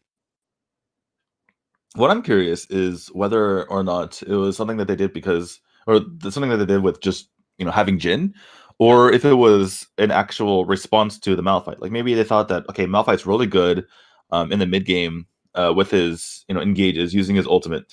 So what if we just shut him down early, and then he can't really do much? You saw, in one of the mid-game fights, the Malphite engaged, and normally he can just kill someone by himself or kill multiple people by himself. Yeah. But, they weren't able to finish anyone off. And I think that might have been because, he was shut down so hard in the early game. Yeah, because they were constantly the downside about what they did is the enemy can do the same thing to you, right? And what might be even riskier is you saw what happened. They traded the tower initially, where Malphite lost the tower because they were 4-man bottom, right? They send Camille to the top side to the dragon lane, and they had 4 people on the Baron lane and pushed that tower. But at the same time, Japan team didn't actually just give the tower for free. They traded the tower. They just didn't get a kill on Camille because Camille was more prepared. Malphite didn't know they're gonna do this, right? And put all this resources onto him to take him down, to force him to make sure he didn't farm.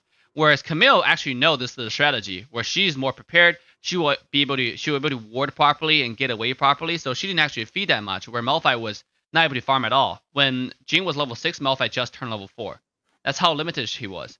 But this game, if they do the same thing, maybe KG Take, which is KG's Baron laner, can be more prepared. And if they trade like that, imagine trading a Baron lane tower for a Dragon lane tower. If your Dragon lane is free farming, because like I said, it's enemy can mirror exactly what you're doing. If KG gets farmed, but this time on the Dragon lane, it's actually better for them to secure the first dragon. Taking the first Dragon lane tower down.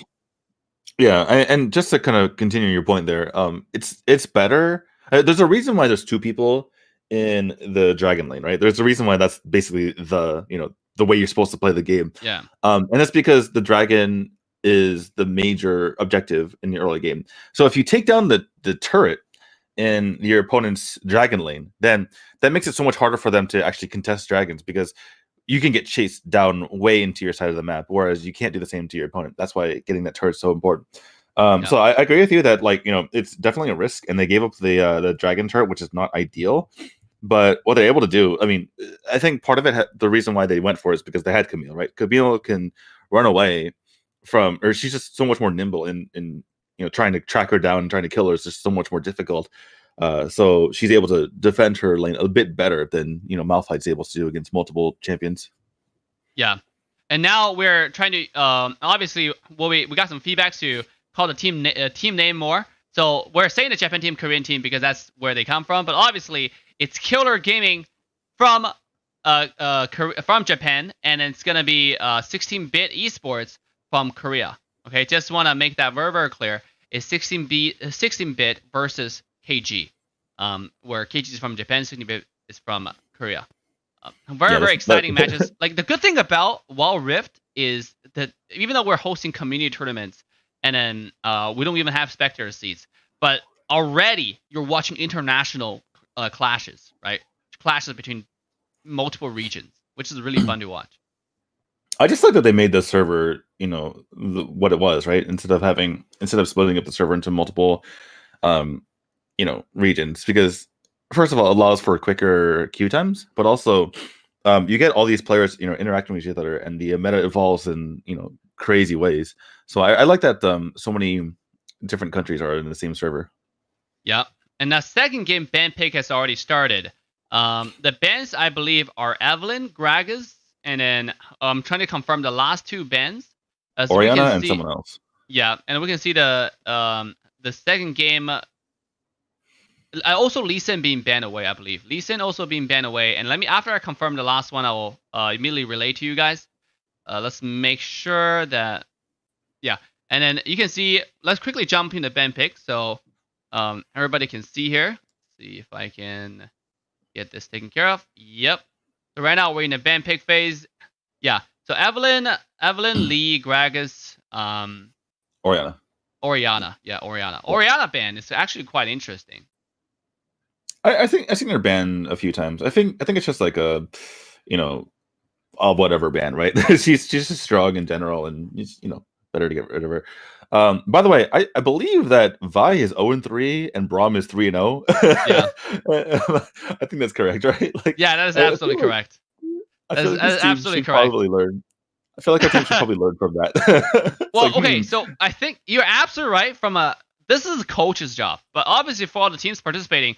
Right now, Wild Rift is not yet at the point where pro orgs. I think Nova Esports is different. Nova already signed rosters, right? Because they want to actually go into the game. But obviously, that is one exception. Nova is the pioneers in mobile gaming, where all the other orgs. I mean, also that's Nova EU, right? Is Nova going to sign another roster in SEA region? We don't know. Coming to all these teams, I do not believe neither one of these teams has coaches, right? Because if you look at basically what D2 just said is, yes, Braum is 3-0. This is the hero that's dominating, right? Also, Vi is 0-3. This hero is losing. So we should look at those statistics and think about which hero should we pick. Even though you're really comfortable with Vi, but we're losing with that hero, so should we still pick that hero? It's not just statistics either. It's not just thinking. I mean, the reason why I mentioned that it's not just because they've won. Braum's won every game and Vi's lost every game. It could be it's doing fine, but it's just a coincidence, right? But when I'm watching the games, it feels like Vi is doing nothing, and it feels like Braum is dominant. You're just watching it like Braum's like just controlling every single team fight, doing everything for their team, and like it seems like Vi is doing nothing at all. So it's not just the statistics. Like I'm watching the game, I'm like, what is the point of this hero, or what is the point of this champion? Then the other side is like, why are they not taking Braum away from this team? It just feels like just visually you could tell what's going on. Oh, bottom lane, it looks like this time for team 16-bit, they're going to start with normally, but they're going to invade into KG's jungle, and it seems like Monkey will get that red buff from KG's jungle. Vi started her own blue, and now are they gonna try to trade jungle? Looks like Monkey's position. Monkey's actually coming to the blue. Maybe they spotted why hasn't started the blue yet. The Ultra Greed. Oh my god, yeah, and they're gonna try to jump on this Vi as well. Wukong trying to get on top. Wow. Vi is only level 1, and Monkey's level 2 right now with Olaf coming in. KG taking a lot of damage, maybe too much, able to make it to the tower safely. Oh my god, 16-bit is just walking all over KG right now. Like, are they're gonna take both buffs of the opposing side? And like you mentioned earlier, like, level 2 versus level 1 is such a massive deal. Just having 2 abilities versus 1 can really just make it so difficult if you're only on that one ability. Absolutely. And also another thing that I noticed is the team 16-bit, they're always on the offensive. Every game they have a plan. They have a plan how they want to start a game. I feel like this team is very organized in a sense. At least the team are communicating, relatively speaking, right? They're talking about, hey, this is how we want to start a game. This is how we want to execute the early game, or our jungle invade. And that's exactly what's happening. Their comp is not necessarily stronger than the other side, but they invaded and then the team wasn't ready. They expected for Team KG, they expected a peaceful opening, but that's not what happened. Vi didn't even start a single buff. When Monkey came over there, he had a red. It's like you mentioned last game too, right? When we were in the break, you were saying like, if they do this strategy again with loading the Baron side, I wonder if it's going to work again. And to 16-bit's credit, they didn't even do the same thing. They're just gonna keep KG off guard, just off balance. And do something totally crazy to them, and KG's like, wait, what is happening? Wait, now you're doing some other crazy strat where we're on the defensive again, and it just seems like the start of the game really going to 16-bit side for that reason.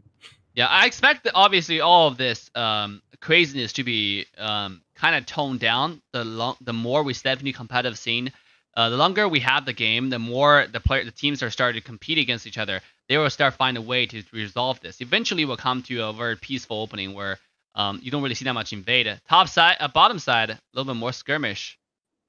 I actually want to. Did you know exactly what happened in the beginning? Like, did Vi just get pushed out of her red jungle? No, I think Vi just felt like she didn't have enough time to do the blue, so she just didn't do it. Because what happened is for Team 16-bit, they 3-man invaded the red buff.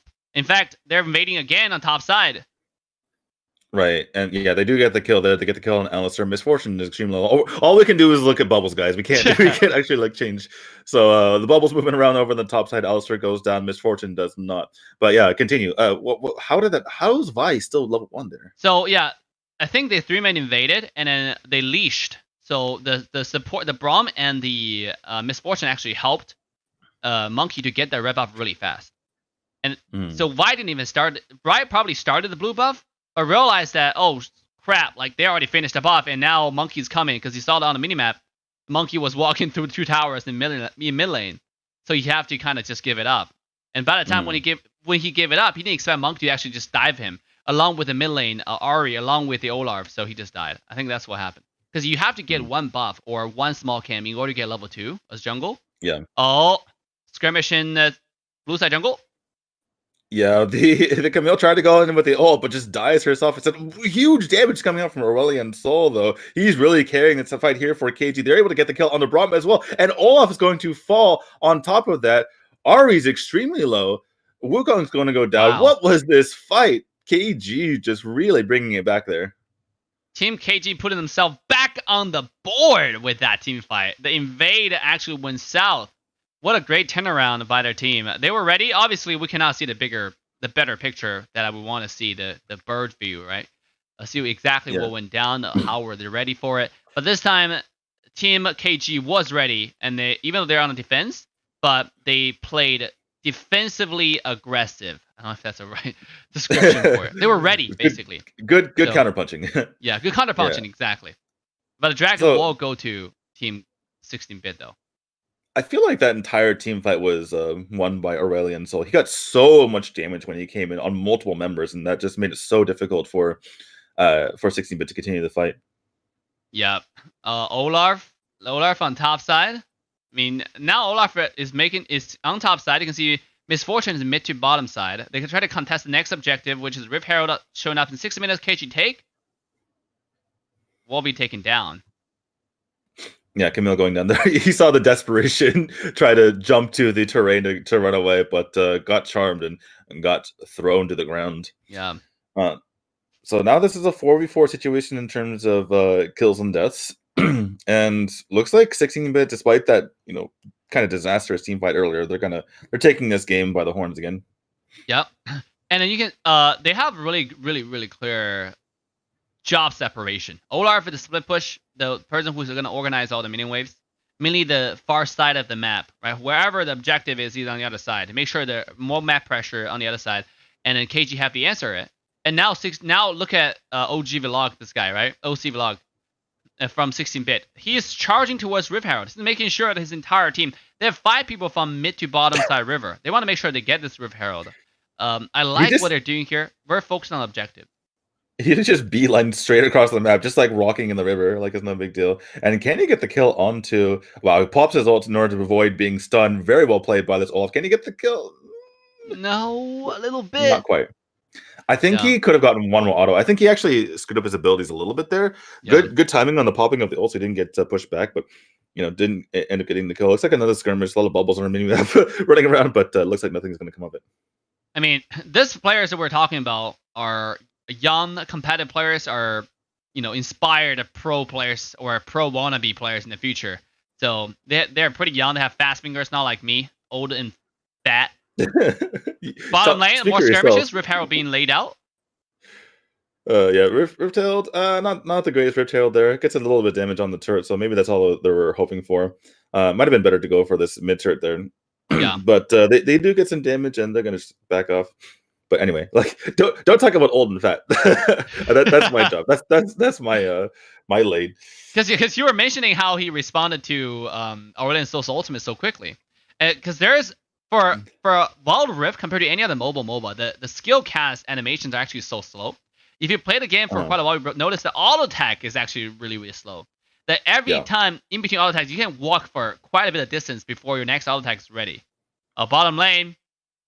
More action going on. Yeah, well, I was curious if Olaf thought he could get that kill from the beginning. I mean, he even popped his ult to try to get it. And Camille just kind of backed out of there, which I thought she was going to do from the beginning, but kind of worked out for there. Camille, as you can see, she does have the revive item now. Yeah. The Guardian Angel. So that will help her quite a bit. She looks like she's itching for a fight, but I think that 16-bit will give it to her. I think they're more than happy to be like, all right, you want to fight? We'll fight you. Okay, and now with the bottom side, a dragon's coming up in 34 seconds. And this is exactly back to my point with 16-bit, right? They are now position their entire team around that area. They want to make sure they take the next skirmish around that dragon. They want to win a next team fight, and then they can take the dragon. Everybody's going home to get their item. Olaf is sitting at Black Cleaver. He's sitting almost at the big Steric. Yeah. He's sitting at Steric now. After get a Steric, he'll be almost unkillable. But in mid lane, it seems like Alistair started off the team fight.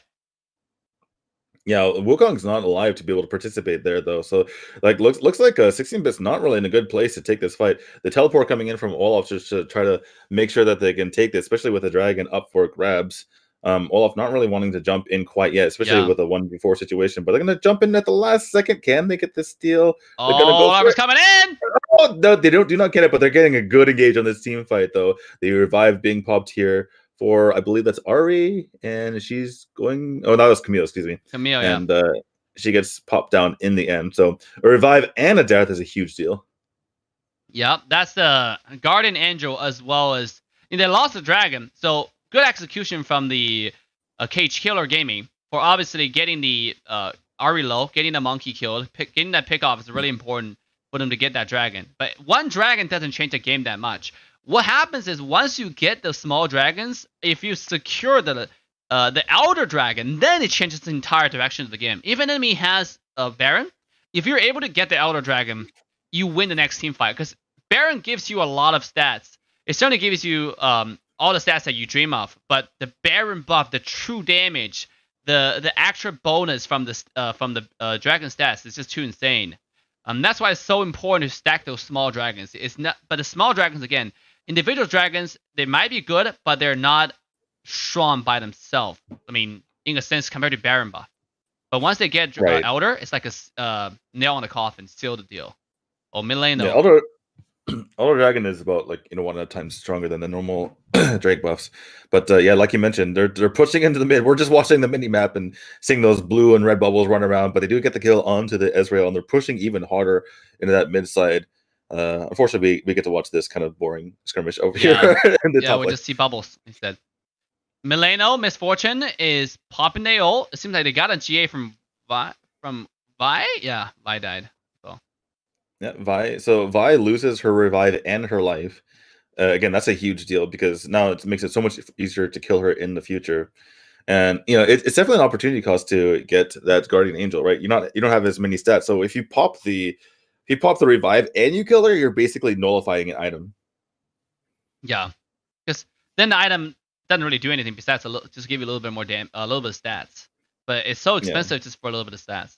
With Baron buff, this game once again just one-sided slide. Just continue to go they'll go down south for Team KG right here.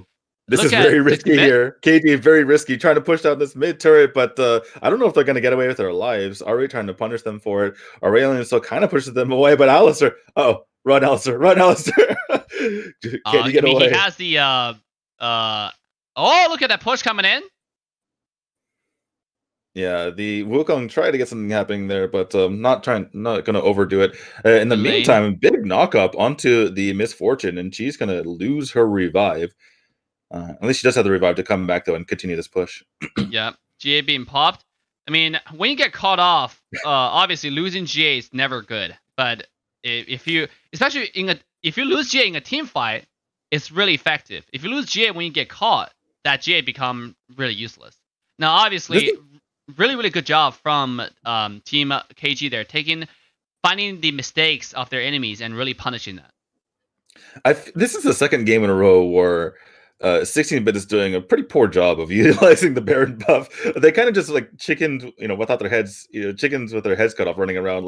They didn't really buff any lanes. They didn't really take a team fight. They got one of the revives popped. I'm not really sure they know what to do with this Baron buff. I mean, every team has a moment when you're in the heat of the game. I think sometimes we just brain fart, right? That's exactly what's. I feel like they do everything else well. I feel like they do a really good job in every other facet of the game, but when they get the Baron buff, they're like, wait, what do we do now? Because this is the second game in a row where they're kind of botched it. Yeah, exactly like you said. It's sometimes when you get too much excitement or when you're a little bit too nervous, you forgot what to do. You forgot the right thing to do. That's why practice is so important. That's why the good teams, they practice the same rotations thousands of times until even if they have brain fart, that their head is filled with fart, right? They just can't think, and all they open their head, it's just smell a fart, right? That they can still play the same way because they practice so long. It's muscle memory. So I mean, obviously, we still not Wall Rift is not at that point yet, but eventually, as the game grows, we're gonna see much better executions on all those objectives. Yeah, I just want to mirror this game with the last game as well. And one other facet, like it seems like 16-bit is controlling the game the entire time, and yet the turrets are even again. Like, what is going on? Yeah. It just seems like they should be, further ahead in these objectives if they have so many. If it feels like they've been controlling the game for so long. I mean, you're absolutely right on that. That's a really good point to point it out. Despite the amount of advantage that they have, the control over river, but they're not able to push that to more towers. I guess it's also the Baron buff execution was obviously not the absolute best. A lot of room to improve over there, and also taking a slow in Wall Rift is actually okay because this game's pace is is much slower compared to any other game that mobile games that you watched. So if you watch, like, right now, it's only the next Baron's coming up, and then after that, there's going to be an Elder Dragon for the Infernal Dragon. So there are still a lot of objectives that hasn't been spawned yet. With that being said, that's just more objective means more team fights, means more games. So we have teleport coming in. We have teleport coming in from Olaf, and he's immediately going to join in on this team fight. Stasis coming out from the Camille, but he's going to get taken down, or at least his revive's going to get popped. He gets popped right there, which actually kind of puts him in a terrible spot. It's already 1-for-1. The Ezreal going down as well as the Ahri. There, the Vi goes down as well. Alistair trying to get away, but this is exactly what 16-bit wanted. Unfortunately for KG, they take a team fight and they fall. They got the kill on Ahri. They have the initiation. I guess their enemies are just too farm at this point. They can't take on a straight 5-on-5 team fight. Ahri died in a second. Like, Ahri didn't even do anything in that team fight. I feel like right now it's just the amount of goal difference is disgusting, for both sides. Yeah, it just feels like 16-bit just are itching for team fights the entire time, and once they're able to get into one, they just stomp their opponent. In between, it can be a bit shaky, but their team fights are definitely exemplary. Yeah, I mean they're one team doing one thing. That's one thing. That's what I like about them. Right? We mentioned that the biggest problem, the challenge that we see from Team KG, is at least to the example of last game where it feel like they're disconnected. Right? They're one team hitting on multiple targets. Whereas when we look at the KR team, the team 16-bit, they're one team doing one thing. They're hitting one target, maybe except for Olaf, he just does his own thing. But his entire team is always at one position. When team fight happens, they're not missing members. They're never in short of a player in a team fight. Yeah, I mean that's the oldest. I mean it's a a saying in both sports and esports. It's better to do the wrong thing together than to do the technically the right thing separately, because at least you're doing it together and you're gonna have more success that way. Exactly. Camille top lane might get caught off here. Trying to get away. The misfortune flank. You don't see that very often, but she's able to secure that kill. The Ezreal is extremely low as well. He doesn't even have his revive, I don't believe. And Olaf pops his ult. The funny thing about Olaf is when you pop your ult, you are all in, because you actually lose some defense when you pop that. It actually makes it easier to kill you, other than the fact that you're able to get away from the stuns. But I mean, he's a lot stronger when he's low HP. So obviously, you want to be like, when you activate that ultimate, you're absolutely right. It's all in time. So sometimes also it's like all out time, right? Sometimes you just use ultimate to get a speed boost and also the immunity, so you can run away. Yeah. So you're basically either all in or all out. You're not poking. Yeah. when you pop your ult, you're not. It's not poking time. Yeah, you cannot limbo. Oh, more skirmish on top side. When I say skirmish, there's really any big team fights from KG. It just seemed like people getting caught off. There you go. Yeah, I feel like this Baron was much better played here from 16-bit though. They did what I kind of wanted to do earlier. They just split off, had their team take whatever skirmishes that they needed to, but Olaf, or just making sure that they get the turret and making sure that they utilize that buff. He popping the ult. He ultimate just went ineffective, and they really want this Elder Dragon. Whoever gets this Elder Dragon will kind of control the pace of the team fight here. The millions in here. Look, Olaf's HP though very, very low. Yeah, I'm just watching the Olaf have like a sliver of HP walking around. They're able to get the Elder Dragon. They only drop the Braum, and it looks like they're in a pretty dominant position once again. Yeah, and Olaf is stacked. Look at his like item. He's everything except for one item. He's building I believe Thornel, right? After the Thornel being finished, like, this guy's gonna be just fully decked out with items. And I'm so surprised that his revival didn't get popped there, though. He had like no HP the entire time, and he had the ignite on him, and he's just like, I guess I'm good. I guess we're okay here. I feel like that's again. I think another example of KG is distracted. They need to be focused on one target, right? Obviously, Olaf was kind of distracting them on the side, but they were trying to contest the dragon. End up losing the life of Israel. End up losing their support's life as well, and they didn't even get anything out of it. Like if you're gonna focus on team fight somebody, right? If you're gonna focus on the stealing the dragon, try to steal the dragon, but they didn't get either one. So yeah, exactly. And then obviously their Malay was distracted, even though the Malay quickly turned around his attention back to the dragon, but it was too late. At that time, his marksman was already killed. Israel was already dead. Now, once again, one more Baron. This is the last hope. KG have to take this. And yeah, this not gonna happen. You threw it to me, and I was just like, everyone's already dead. Looks like that's just gonna be game here for 16-bit. The KG tried to jump on them, and then they just fell flat in their faces. I was just saying, KG have to take this. You won't have a chance, but it's too late. The outer Infernal Dragon with 3 other dragons, 4 dragons on top of Baron buff. No, without Baron buff at that time, was already way too strong. The true damage just demolished everyone from KG, and in the 16 bits, we'll go to the semifinal. That was just hilarious. You're like, oh my god, we have a team fight, and it's over. True. It was true. There's not much else to watch over there. You can see that this is we get to see the team fight again, you know, from it's like a replay. what was left of it, you know? Yeah, actually, because that one we didn't get to see how fast it ended. Well, we're gonna see it now, and they're dead. Yeah. They showed up. Misfortune. It seemed like Misfortune just killed everybody, right? Yep. Well, that's just the synergy that they have on their team, right? They get the nice engage there from the Braum, and other teams just jumping in, other members just jumping in, and Misfortune just sits there, literally laughs because she laughs when she pops her ult. Literally laughs as she just shoots everyone down. Well, with the 16-bit victory, we are going to step into the next phase, the semifinals of the first bracket. We have obviously 16-bit versus actually I forgot the team's right? How to pronounce the team's name. It's Geneva, right? Because I thought it gets lost. Dude, the names in the Asian countries are very, very too exotic. For Geneva's like Switzerland. Is it? Okay, well, anything that has English letters, it's complicated for Dave. So, anyways, that was GG's. Once again, big shout out to all the teams who participated. But with that, we're gonna have one more semifinalist, 16-bit versus Geneva. Geneva from Philippines, 16-bit from Korea in the next round, and we will determine our first finalist for the Sunday Showdown. Tomorrow we're going to have Bracket 2. So if you're watching the stream right here, this stream is brought to you by Trovo.live. If you're watching the stream, the grand final will be streamed exclusively on Trovo. So make sure you head to Trovo.live, sign up your account, and follow the stream link because that's where you're going to watch the grand finals.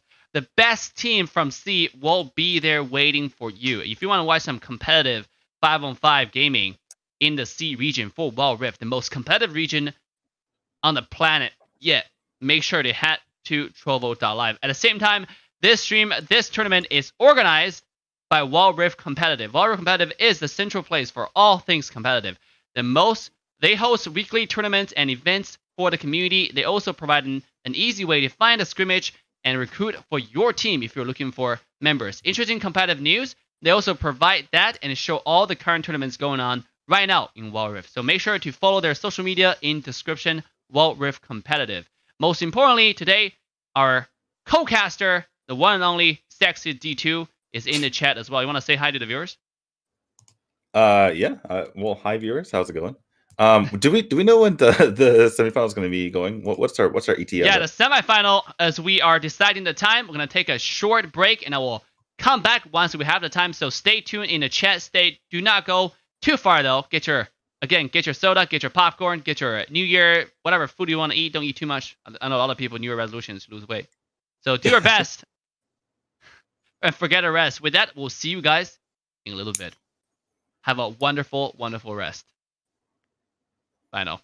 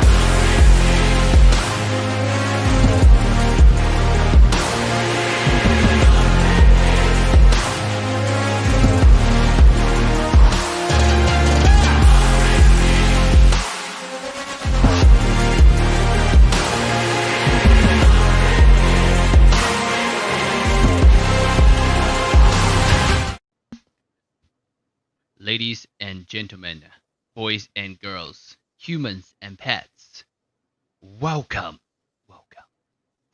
back to the 2021 World Rift SEA Invitational, sponsored by Trovo.live, casted by your favorite streamer, AssassinDave, along with the sexy, charming co-caster, D2.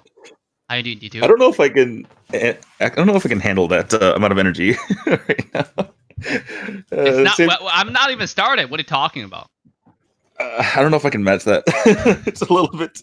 Your energy is a little bit too overwhelming for me. We got 16-bit versus Geneva. What do you think? I'm really interested to see this because both teams pretty much stomped their opponents in round 1. So yeah. Are we going to see a really close game, or is one team just going to be much better once again? The other thing that's interesting to me is that both teams had very similar drafts, right? Braum every time, right? They didn't want to go. They basically stomped on the opponent's Vi every time. So yeah. I don't think we're going to see. If we see a Vi from these two teams, I'm going to be mad because they basically just destroyed the Vi from the opposing team. Okay, earlier. Again, you're to your point. You were mentioning like statistically, Vi is a bad hero, right? I mean, at least for the elimination stage that we watched so far today, Vi has been. I think visually too, though. Right? I think visually too. Like, it's just like, what did she do in any game? What was she actually doing that was good? It'd be one thing if she was good and like other champions were the ones losing the game, right? But she didn't really do anything the entire time. Yeah. Well, one thing that I do notice is the team who picked Vi, they just get outdrafted. They were left with very little choices. So, and obviously, Wild Rift is still just starting, you know?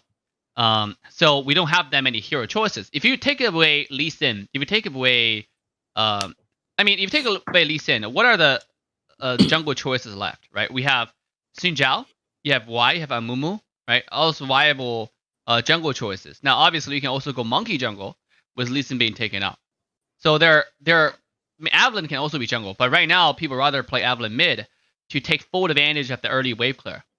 So I mean, I guess people are picking Vi, also because of limitation of choice.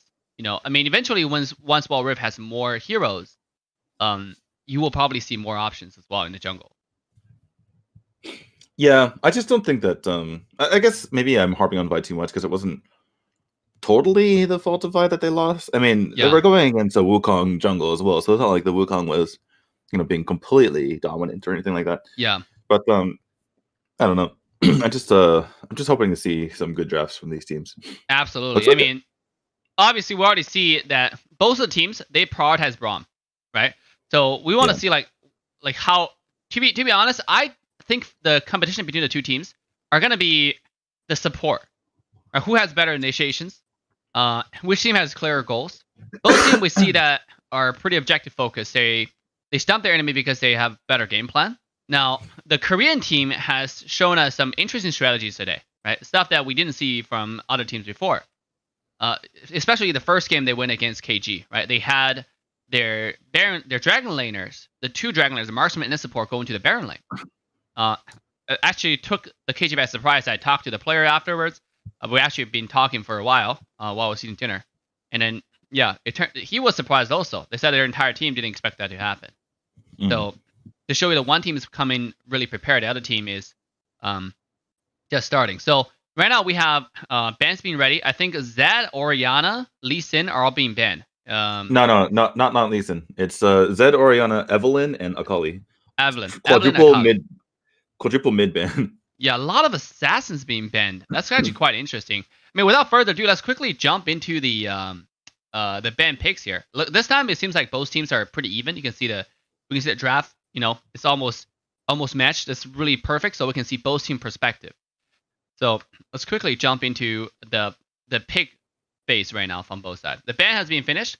D2, once again, can you repeat for what the hero is being banned? It was Evelyn, Akali, Zed, and Oriana. A lot of assassin bans, you know. Yeah, all mid as well. I don't know. I mean, sometimes Akali's played in different areas, but like pretty much quadruple mid ban. And starting off with the Gragas here, I'm actually so surprised that these teams haven't prioritize Braum. Like they go for Braum this next pick right here, but I feel like Braum just wins every game. And then they're hovering the Vi, which makes me sad. But they also have the Braum. So what happens when the 4-0 champion gets paired with the 0-4 champion? well, also the interesting thing is Braum having a really successful win rate. That's also because Alistar was being banned in the previous rounds, right? Like Alistar wasn't. Yeah. There was one game Alistar showed up in the last match where KG taken on 16-bit. But right now it's the at least the semifinalist for the first bracket. I think they're not prioritizing Braum because they think Alistar is also available. Both of the tanks are really good. Alistar has more consistent quad control, where Braum is more of a he lands his ult and then he throws a passive on and he's pretty much done. Alistar can engage, be really effective starting at level 2, where he has the WQ combo. Alistar just bumps people around and kind of is a super CC man, whereas Braum is much more well-rounded, right? Yeah. He's kind of he's got a little bit of slow, he's got a little bit of poke, a little bit of a engage, got a lot of defense. So they're both strong in different ways. So both have been finished. On the 16-bit gear, we do have Misfortune, Alistar, Lee Sin, Ari mid lane, as well as Camille on the side lane. On the team, now we're switching to Geneva's perspective. It's Braum, it's Shyvana, it's Olaf, Jinx, as well as Gragas. What do you think about the draft so far? So who? Oh, okay. The Gragas is mid. I was wondering who the mid was for Geneva. Or wait, I'm getting confused. Who's who? Okay. Korea. Okay. So the Korea team is 16 bits, and then I got right now you're watching Geneva. Right, because Solgi sounds like a Korean name, so I got really confused for a second. Wait, which one? Well, for people who don't know, it might even sound like a Japanese name. I don't know. Japanese only has 5 vowel sounds, so if there's a weird vowel sound, usually it's well, you're talking from actual Japanese, right? I'm talking about people who only understand arigatou gozaimasu, yamada kudasai, those kind of stuff. Anyways. The draft. Coming back to the question, right? Which draft do you like better? I don't know. There's parts of each draft that I like and I don't like for each side. I'm just gonna go with the team that has Braum. The team that has Braum, I like better. True. Oh, 4-man, 5-man mid actually. It seems like Geneva is playing Wild Rift like how they play a Mobile Legend. Let's go down 5-man mid. Probably. Mobile Legend has their biggest market in Philippines. Probably it's affected somehow. Go down mid together. That's definitely something that affects it. Well, also, they probably watched the game of 16-bit, right? Though they saw that 16-bit, how they treated their opponent KG just now. They had a 4-man invading the red buff. So I guess another reason why the 5-man mid is to prevent that from happening. Right. So, if anyone's kind of off guard, they could just kind of exploit that situation. Yeah. Certainly makes sense. Because one team is playing, the other team is watching. You can see bottom lane, Misfortune is just bullying this 2 right now. This is why this hero is so dominant in lane. The double tap just does so much damage. Yeah. And you see her, she's doing a really good job of using her passive. For those of you who don't know, Misfortune's passive, she does more damage if she switches targets. Yeah. And you see her going back and forth between the targets. And it's kind of crazy. She has full health and just completely chunking down the side of Geneva. Yeah. I mean, Jinx is one of the weakest marksmen early game. This is why I don't understand too much about Jinx pick. If you want to combo something with Braum, I mean, personally, Israel combos really well with Braum. Israel can easily proc Braum's passive, and Israel also skills really well. So, this is actually just the reason why Geneva they picked Jinx twice today, which I actually don't understand that. But now a little bit skirmish on the top side, it seems like 16-bit will get a first blood. Yeah, 16-bit were able to take out the Olaf there, using the gank from the Lee Sin to combine with the Camille. So working out pretty well for 16-bit thus far. And this time we have 16-bit with switch to perspective. We actually have their mid lane stream. KR best mid. I like that. Well, he can't lie. He's undefeated today. Although they're the only Korean team we've seen, so just by definition. They're the only Korean team we've seen. So let's just take his name. as truth, as facts. I believe it. I trust him. I mean, he said it. It says right there, so we got to believe it. So. Yeah, you have to. And then he bought a skin for it. When you buy skin, you have to have confidence in that hero. Otherwise, you wouldn't buy skin. Okay, Lee Sin. They might call this Shyvana off guard right here. Top side. Let's quickly switch to perspective where we can see. It seems like Shyvana will get caught off. Yeah, completely just bullied, pushed right back into the turret. Oh my goodness, look at this Alistair just walking straight through the turret. The Lee Sin's going to die for it though. Yeah, you see that's also the reason why Alistair and Braum. Like Alistair wasn't picked much today because it was always banned, like I said. Yeah. But they're strong in different perspective. Alistair level 5 are the tankiest person in the game. He actually has a built-in tankiness, where all the other tanks, support heroes, they need item. Without item, there's no true tank in the game. There's no one hero that says I'm just tanky. Where even Braum look like a tank, right? He looks very chunky and all that. Don't let the look deceive you, right? Because it doesn't mean anything. This guy actually can be just squashed in seconds. Where Alistair, he has an ultimate that has a huge damage reduction. That actually means tankiness. Speaking of tankiness, he just got hit by an ult, and there was a flash forward, and he just walked away like it was nothing. He's like, "All right, see you guys later." Yeah, that's why. That's all. Meanwhile, it's 4-1 right now to the favor of 16-bit. I actually like to watch mid lane perspectives. You get to see because mid lane and jungle perspective are the most important perspective of the team because those are the roaming roles. Yeah, wherever the action is, they're going to be there most likely. Dragon? So, yeah, the Dragon is up. And like you said, it's 4-1. There hasn't really been a big team fight. It's just it's just 16-bit kind of leaning on Geneva and getting a couple kills here and there. But they've definitely taken a big advantage because of it. You see here, the already making sure to take out the jumpy plant thingy, whatever it's called. And oh my god, big ult coming out here from Misfortune. Shyvana is going down. It looks like the Braum was nearly about to fall there as well. And Geneva is really feeling the heat right now. Yeah. This is why personally I don't like Shyvana in competitive scene that much at all. The hero is way too weak. Like without his team, Shyvana is more of a skilling hero. It's like a skilling jungle. Whereas jungle role, from my understanding of the current Wild Rift meta, is more of a hero that you have to carry the pace of the game. You have to be able to contest objectives. So that's why Lee Sin is so good, because the early game is strong, his quad control is insane, his mobility is second to none. There's no one better at this point, right, than Lee Sin as a jungler. Right, and if you're Shyvana, you can kind of control the pace of the game, but it really relies on you actually getting the dragons. Exactly. And with 16-bit taking the dragon, they've basically turned Shyvana's passive into nothing. Her passive doesn't exist right now. Yeah. That's exactly what we're talking about. It's a dilemma, right? Because your passive requires you to take dragon, but he's so weak that if enemy team plays, skirmish bottom side. Oh my goodness, I feel sorry for that Olaf. The Lisa just comes in and just kicks him right into the just kick right to the face. And he's dead. Yeah. That was right now we're watching 16-bit mid lane called KR best mid, by the way. So back to what I was saying. If Shyvana doesn't get that team support, it doesn't get the good team fight where he gets like multiple kills or just secure the dragon, like start snowballing that point.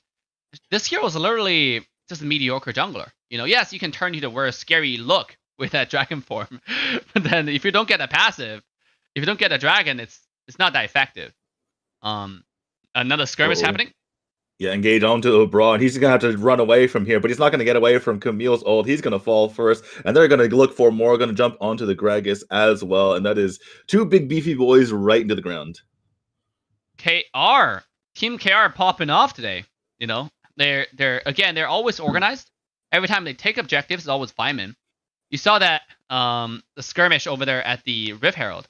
Braum was trying to get some vision, but the entire 16-bit was ready. Carabas mid had a crazy full range charm there, nearly picked up the kill.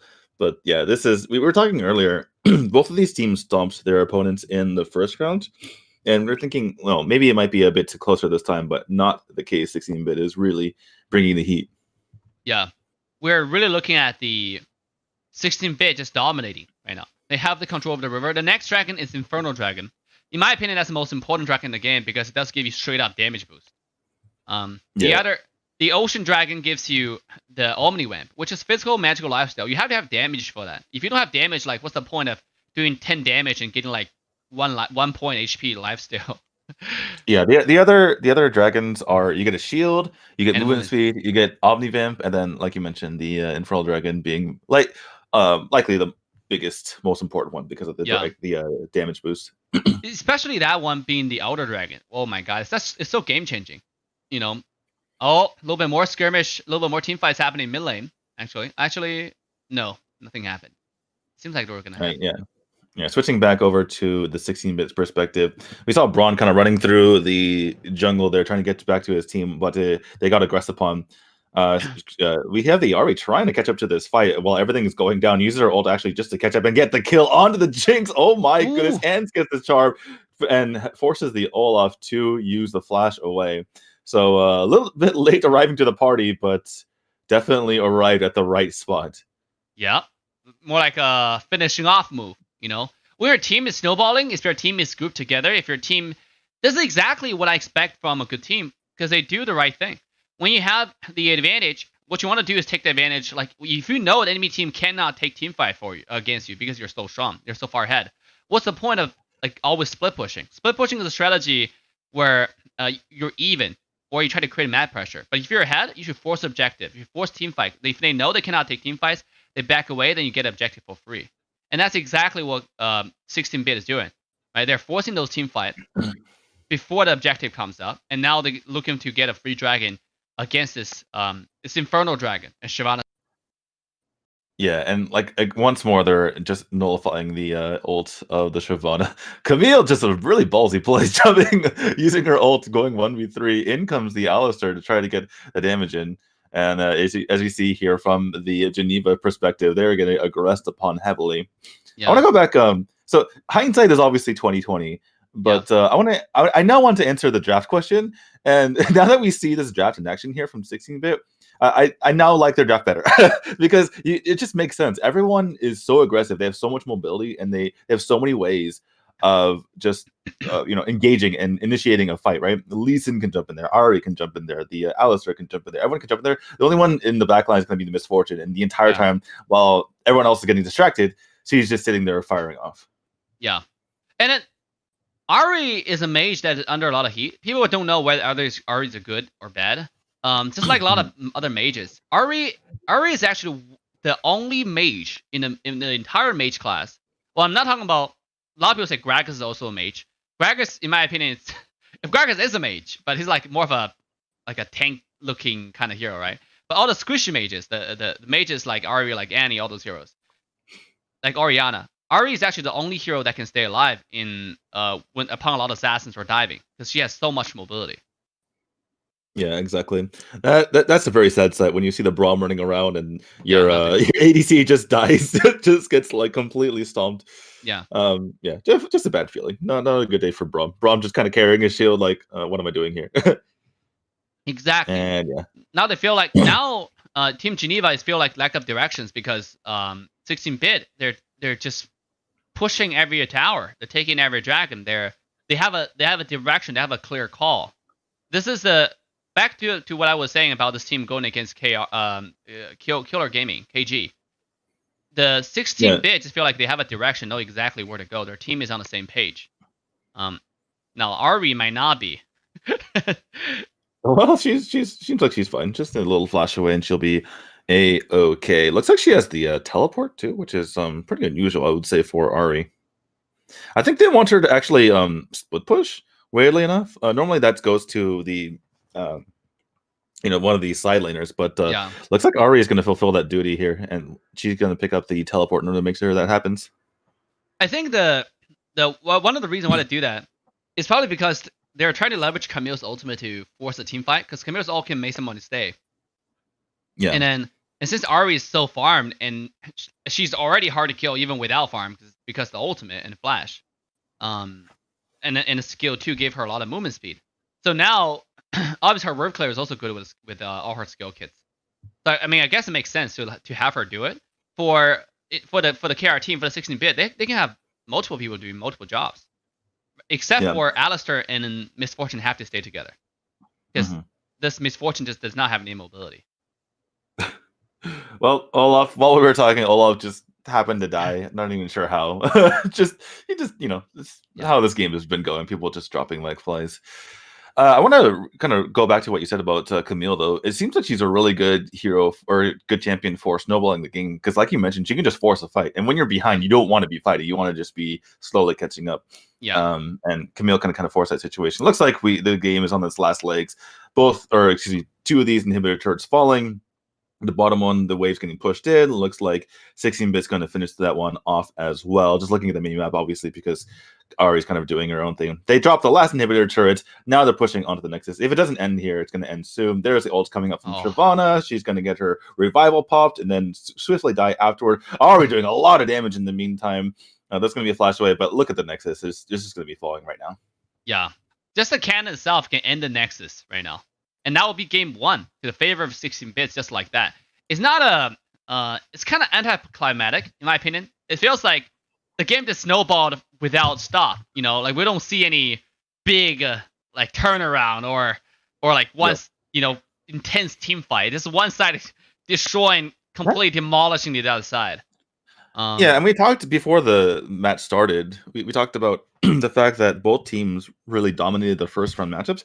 Strangely enough, this was the most one-sided game of the day, and we've had all one-sided games. It actually ended so fast. They don't even have to take a second Baron or Elder Dragon, right? This ended with the first Baron. It was just continuous momentum for the side of 16-bit, right? Because every single time that Geneva wanted to make something happen, someone died, right? There's someone was always dying. So it was just like a power play the entire time. 5v4, 5v4, 5v4. And there's no way you can try to come back if it's continuously 5v4 like that. Absolutely. And obviously, 16-bit is the Korean representative for the Wild Rift C Region Invitational, guys. So which team is your favorite team today? Obviously 16 team being so far the number 1 of this group. It doesn't mean they will be the number 1 of the tournament. Remember, this is only the first bracket. Tomorrow is the second bracket. And then we have the crowd's favorite, actually. The Philippine representative, Acer Rift. Again, I heard a lot of stuff about them. I have never seen them play, so I'm really excited. Yeah, and if we do have 16-bit beating out Geneva here, we could potentially see, Ether Rift, Philippine Revenge in the potential finals on Sunday. Yeah. But this is I do. You asked me what my favorite team so far. It has to be 16-bit, not just because they're winning and I like seeing good teams play, but also because they're playing really interestingly as well, right? Like they're always switching it up. They have good draft strategies. They have good team fighting, which is always fun to watch. And they're starting off the games like so creatively, right? The first game we saw, they randomly had Jin going off against the Malphite bot. The next game they do a double jungle steal, and then this game, they kind of preempt the 5-man mid of Geneva, and they're like, nope, sorry, we're not going to fall for that. So they're really just kind of mixing things up. Also, now when we say 16-bit, it's like number 1 team of the day, the star of the day. But if you look at the rank difference, right, the 16-bit, all the members are Diamond 4, Diamond 3, Diamond 2, with one exception of DDDD, Emerald 3. Whereas you look at their opponent, Geneva, there's only 1 Diamond 4 there. Everybody's in the Emerald rank. So there's also a difference between just the player's skill by itself or their understanding of the overall meta, right? If you're obviously not Diamond yet, you're not going to go against the top tier player coming from in the C region. Because once you're a Diamond, you're going to queue in the Diamond rank. And that happens like very frequently. And you will then start going against like server number 1 Yasuo, server number 1 Zed, server number 1 Akali, all that kind of stuff. They're all hanging out in the Diamond rank. So obviously, this is also why, in my opinion, the 16-bit is making a lot less mistakes, and they're grouping up a lot more. Because once they have certain objectives, they understand how to take those objectives and turn them into more bigger advantages. And right now, you can see the bans being happening. We have a Shyvana ban. Oriana, Gragas, Shyvana. Like, what do you think about a Shyvana ban so far? I don't get it. I don't understand the Gragas ban either. I mean, the team that banned Gragas was the team that used him last time. So is Geneva just afraid of 16-bit potentially picking Gragas? I'm just very confused. It seems like last ban will be an Evelyn ban. I mean, Gragas is very, very strong in lane. Gragas is a flex pick. Gragas can go anywhere, right? He can be a support. Yep. He can be a jungle even. I do not like Gragas jungle that much because the jungle clear is not that fast. But he can be a support. He can be a silent. He can be a mid lane. ADC. Yeah, he doesn't lose to any lane. It seems like he just wins in every situation. And now with the second game ban pick, as we go over the bans again, I think it's Orianna, Gragas, Evelynn, and what's the last one? Shyvana. Yeah, and looks like we're gonna have my nightmare again. The Vi pick. I do not like this Vi pick. Oh goodness, Lee Sin versus Vi. It just feels bad. It feels like Lee Sin just a better Vi. Yeah, it's okay. Like, it's exactly. Lee Sin, in my opinion, is the better everything. You know, like he's a tier S jungler right now. So right, what I don't understand is why they pick Vi so early. Like if you want to pick Vi, sure, but then pick her last, yeah. Yeah, pick her last. There already is a jungler from the enemy side, you know, from 16-bit. Interesting. The only thing I can say is like they're trying to see what their opponent's going to do, and then they counter pick, right? So they're picking, you know, a champion that they know they're going to pick anyway. That's the only reasoning I can have for that kind of true. thing. True. Otherwise, I kind of have to agree with you though. I think they're just limiting their options there by going with the. There were a lot of meta heroes they can pick, right? For example, they can pick up the Braum that has one of the highest moon right now, except for the last game, right? They can pick up a Kali, who's really, really strong, right? Obviously, Evelynn being banned away. Look at both comp right here. On Team Geneva, we have Alistar, Garen, Vi, Zed, and Jhin. Meanwhile, their opponent side is Akali, Lee Sin, Braum, Miss Fortune, and Darius. Like, what do you think about this draft so far? I think that the 16-bit side has a very similar strategy to the last game, right? There are a lot of, you know, good engage champions, and then they have Miss Fortune just, you know, dealing damage from the back. From the side of Geneva, I don't get it, to be honest. I don't understand like the purpose, like what they're trying to go with here. Well, we'll have to find out in this game. But it's gonna be the Akali mid going against Zed. Akali is immediately dominating that lane. Jungle wise, Vi and Lee Sin, if they meet each other in the river, it all depends on who has less skills. If Vi happened to use all her skills already on the river scuttle, for example, and then Lee Sin wins. If Lee Sin did the same thing, then Y wins. The reason why Y is picked right now in competitive is because that exact reason. Because he's probably the only jungler that can match Lee Sin early game. Otherwise, you're gonna lose your jungle by default, right? If you pick Amumu, for example, you bet the Lee Sin team, the team that has Lee Sin, is gonna invade your jungle because you're so weak, you know, early game. What do you think about the Darius and Garen matchup? I just think it's so funny because they're both kind of centered around, you know, dealing damage and then finishing them off with the ult. And I've seen so many times where you're mid-air, literally about to kill them, and then you just die. Well, it feels bad in moment. Darius and Garen on PC, I remember it's always been 50-50. Darius does have a little bit of advantage, but then it's always been 50-50 because Garen is so hard to kill. And also Garen can just, like, when he spins, he can get close to Darius to dodge the Q, I mean the skill 1 from Darius to avoid a large chunk of damage. Look, like I said, in mid lane, Akali automatically wins the lane. That gives her like ability to rotate and proc the plant in a jungle, as you saw. Yeah, and we saw this last game from Karabis mid as well, just consistently being annoying and taking all of the flowers, all the plants. Like no jumpy plant for you, no vision plant for you. Sorry, I'm gonna take all those, and you're gonna have to live without them. Like, look, she's just gonna take this jumpy plant too, or not. She's gonna go back. Oh, meanwhile, top lane, Darius will find the first blood onto Garen. Like I said, Darius does have a little bit of advantage. On top of it, it's just Garen's just really hard to fight Darius. Like, I don't know why I picked Garen though. Like, Garen's such a not meta side laner. Yeah, not at all. And the thing is, particularly in this matchup, right, when they're both melee champions that like just try to get in their face and finish them off, I feel like getting the first kill is absolutely massive because now the Darius is going to be ahead 500 to 1,000 gold from now on, and there's going to be no real way to even contest him in lane. And then if Darius zones the lane, then Garen, if Darius do that, it will take away all the Garen's farm. And that will be even worse, right? The 500 to 1,000 gold lead from the kill is just a start. What about next step? Well, that's what I'm saying, right? It just snowballs, and he's going to get continuously further and further ahead. You saw the Vi kind of try to rotate top and maybe make something happening, bottom lane. Didn't work. Yeah, bottom lane. Again, we don't have the observer mode, but we can check to see what happens on the Geneva side, and just like walks at her. the menacing cow. The skill 3 barely touched the last tick, got the kill. You know, the good thing about support, sometimes when they get kills, is because they have boots. Oh, this guy actually didn't. But, I mean, he does have boots. Boots is the first item a lot of support buy, and they do have a little bit of movement speed at bottom lane, a little bit of skirmish happening. Dunk. Yeah, very well done there. So I think the Vi was trying to get the gank there, but instead, it's the side of 16-bit that's able to rotate and get the kill. That said, Geneva's doing a little bit better than last game. They're at least able to make this, get even on the kill count there. And getting the kill onto the Misfortune is a huge deal because you don't want her getting out of control. Oh, here it comes. The Shroud is going to cover her for a little bit, but it's going to connect. Might be too far into the tower. The combo will connect. What? Oh my goodness. I can't believe she lived from that.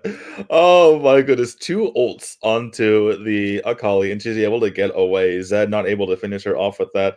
And wow. That must be the most tilting thing that can happen to a Zed player. Imagine. Exactly. Oh my God. And they went hard onto her. She was so deep. She's basically up until the second tower there when she was getting aggressed upon and wasn't able to pick up the kill. I said it is still 2-2, and right now, this is one of the closer games we've had. Yeah. Darius does get the first tower. First tower gives your team a lot of gold. First kill, first tower, always give a lot of bonus. You can see once again, with the first tower being taken down before 4 minutes, Team KR, Team 16-bit is already 5 men at a dragon, the signature move they do every single game consistently today. Yeah, and we saw this. We had the perspective of the Silenter before when 16-bit was playing, and a lot of times he just kind of abandons his lane to make sure that they get objectives, which certainly helps in this case. Because also, the game they were going against KG, KG Silent was picking Malphite. Like I said, Malphite's tower pushing is not absolutely the best, but it's acceptable. It's just like he clear wave, so he gets about 20 seconds of time where he can roam. It's not that long, but if they're able to secure the dragon, and then when we talk about how important dragon is with the current dragon soul system, you just have to stack them. And also dragon, another benefit of dragon is if you 5 men there, and then they have a split pusher who will try to take your tower while you're taking the dragon. If you're able to bait out a team fight, that's a 5-on-4 team fight. Usually before that, nothing too severe will happen. So at the first dragon team fight, you might get a huge lead because of your rotation. Yeah. So the fact that they rotated so quickly though meant that Geneva couldn't really do anything about the dragon. They couldn't even contest it at all because of the 5 men. But they missed the siege mid. I feel so sad. He missed the siege mid. Anyway, he's rotating over up into the top lane. The Vi does go down, and they're gonna flash, try to get the kill onto him. I think that's gonna be it. Yep, the ignite is enough to finish him off. And that is 2 kills going on the side of 16-bit. The Zed's going to come in with an ult and try to finish off this Lee Sin. Lee Sin getting away with 0 health and tries to jump back in, but Zed finally able to pick up a kill with his ultimate. Lit up the fire! Zed finally finish off the kill. The kill that used ignite a little bit earlier with a combo. But, kill is a kill. Eventually, able to get Lee Sin to 1 HP. I don't understand why Lee Sin dashed forward and maybe he's trying to get a counter kill on Zed. It was a little bit too I think greedy. He knew he was dead. I think he knew. Oh, you're talking about before that, okay? Yeah, I'm talking about Lee Sin, where he could have used a dash away from the shadow, then he wouldn't take that much damage, right? He wouldn't die. But he dashed forward into Zed's shadow for some reason. I think he was just trying to kick. Now, why is starting the Rift Herald? Seems like. Yep, a little bit of overconfidence potentially, just trying to outplay the opponent. Looking over at the Geneva side now, like you mentioned, they are getting the Rift Herald. Going to take it uncontested. Looks like the 16-bit knew that this was going to happen, so they're kind of okay with it. Rift Herald not quite as important an objective as the dragon because you can always just defend it, whereas dragons are buffed for the entire game. Dragon is stackable. Rift Herald only happens one time. It's like when you play Monopoly, like when you get those utility cards, you have to get them because like those are scalable. But small cities sometimes it's happened one time. So when you have the choice, like which one are you gonna get? That's kind of the choice here, and that's what they did. Rift Herald is, and also Rift Herald is only effective if you're able to win a team fight in a lane, right? Then you can release Rift Herald and push some towers with it. If you don't win a team fight, or speaking of team fight now, look at the top side. Oh yeah, looks like the Alistair is trying to make something happen, but I mean, Misfortune not really giving him the time of day to do so. But talking about the dragon again, you see this little white speck of shield on all the members of 16-bit. That, oh my goodness, they're aggressing onto the Misfortune, and she's going to go down potentially. The kill does go to the Alistair, but yeah, Alistair on a killing spree. Doesn't let his Jin get the kill. He's like, I'm going to finish this off myself. Oh my God. Alistair has 3 kills right now out of the total 5. He has 60% of the kills. This is a hyper Alistair? Like, what's going on here? Alistair carry. Alistair's a real ADC. Jin is just there to support him. I think so. Look at Jin setting all the bombs to get vision for Alistair. Yeah. Setting up the bombs, using his ult to slow them down. I mean, it's not for the damage. His ult is there just to slow them down so that Alistair can go and get the kill. Yeah. But it was good engage, though. Like, this is why you go Alistair, because engage is so swift.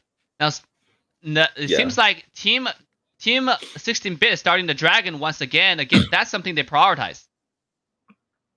Yeah, and they get the Infernal Dragon this time, which gives them more damage. So if you combine the dragons, they have more damage and they have an extra shield, which is certainly going to help them in all their team fights going forward. Wow. I mean, again, like, Rift Herald is cool and all. It's just, in my opinion, it's just not the must-have. Right? Baron buff is almost like a must-have. But Rift Herald is like, it's like a one-time thing for a single person.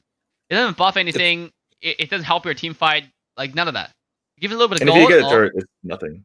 Yeah, the Alistair trying to jump in and get some damage, and the Akali trying to get some damage in as well. She's untouched this entire fight. In comes the Misfortune and gets massive ult on all of them. Lee Sin's going to jump back in the fight, but he's nearly going to get taken down. He does get taken down in the end. Now this is turning into a desperate team fight for either side. The Revival comes out super low. Is the Vi, the Evelyn the Akali trying to finish this off. Doesn't get the damage off. Is she going to get? There's no way she gets away, right? She's getting movement speed. Right? She has an E, maybe a reverse EQ will finish up the kill. We'll see. Nope. You're kidding me. I can't believe that Akali missed her first ability there. Bringing shame to Korea's best mid. It almost feels like the Zed moment. When Zed was killing, Y and Zed both used all on this like body, but didn't kill her. Yeah, but that was a little bit. I mean, they were under turret, so there was like a time constraint there, and it was a bit harder to finish up the kill. I think KR best mid is just really salty right now. It's like, how did I miss my first ability there? Like, literally just press the button. Because I think she was getting greedy. She was trying to use the first ability to finish off this kill and to go for the other one who was running away. Yeah, it seems like that was like engage. Knock up onto the Lee Sin. They're gonna go ult coming up from the Zed here. But he's going to get extremely low himself, and the Akali finishes off the kill on to the Zed, and that was a failed initiation. Here comes the ult coming up from Braum. There's going to be lots of damage coming. I can't really see who's dying, but I guess it was the Garen who died. And yeah, they're getting aggressed upon heavily. Oh my goodness. Ad gets the kill. What was that? That's Darius for you. So Darius, his ults can do double damage sometimes and does true damage. So if you get a lot of ability or attacks on, then it's increased the damage of your ult by a lot. And I believe that since Darius got the double kill there, if you use your ult and it kills someone, then it immediately gets reset. So I believe he got the kill onto Garen and then immediately has ult set up there to kill the Alistair. But that was insane. The damage was unreal. What? Well, look at Alistair's health bar, right? He doesn't have much health. I think he's building a lot of damage, right? He's naturally tanky, like you mentioned earlier. I haven't got a chance to look at his items, but I think he can. If you look at his items, I think it's. He has an item that gives you like a little surrounding blizzard when you use your ultimate.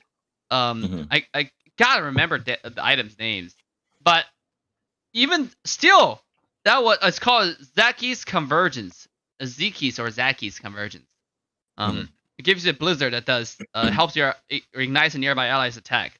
So it's a defensive and attack item at the same time. It helps because it helps the ally to do damage. It doesn't give you any HP. It just gives you armor and magic penetration. Still, that was one skill one. Alistair was full HP. One skill one to get the full 5 stacks was an ultimate as ignite, and he was dead. Oh my god, this is not. Oh, the engage coming out here from Geneva. I don't know if they can get much out of it. They're getting a lot of damage on to. I can't even see who it was, but the Garen goes down. Multiple members go down. 2-2 to the Alistair, and they only get the Braum in trade. And now this looks like it could be a finishing push here from 16-bit. Wow, 16-bit taking a just dominating demonstration to like bringing all this show to us, like 2-0 all the way to final, and they will take this win like nothing's happening. Yeah, undefeated all the way to the final. I believe this was our closest game thus far. Definitely back and forth in the beginning, and Geneva tried to take back the initiative by getting a lot of nice gank kills, but in the middle of the game there, 2 members went down, especially with Darius kind of leading that push, and then from there on it was just a snowball. Wow, guys, all I can say is wow, what a dominating performance as we described. What a show tonight by KR Best Mid by 16 bits by the Darius. They showed up, they focused the objective as a team. Everybody had their moment. Their silent laner definitely played it really well, right? Called Honey Badger. And sure enough, the last game, the damage from the Darius was insane. Like unbelievable. I didn't think you can just skill 1 and ult and kill a full HP Alistair. Yeah, that was pretty insane damage coming up from him. But it's like we said at the beginning of the match, or beginning of the game, I should say, when we had the Garen going against Darius, like, well, whoever gets the early advantage is going to be in a huge state, in a hugely advantageous state there. And you saw it at the end because he just kind of dunked on the rest of the team from that part forward. Yeah.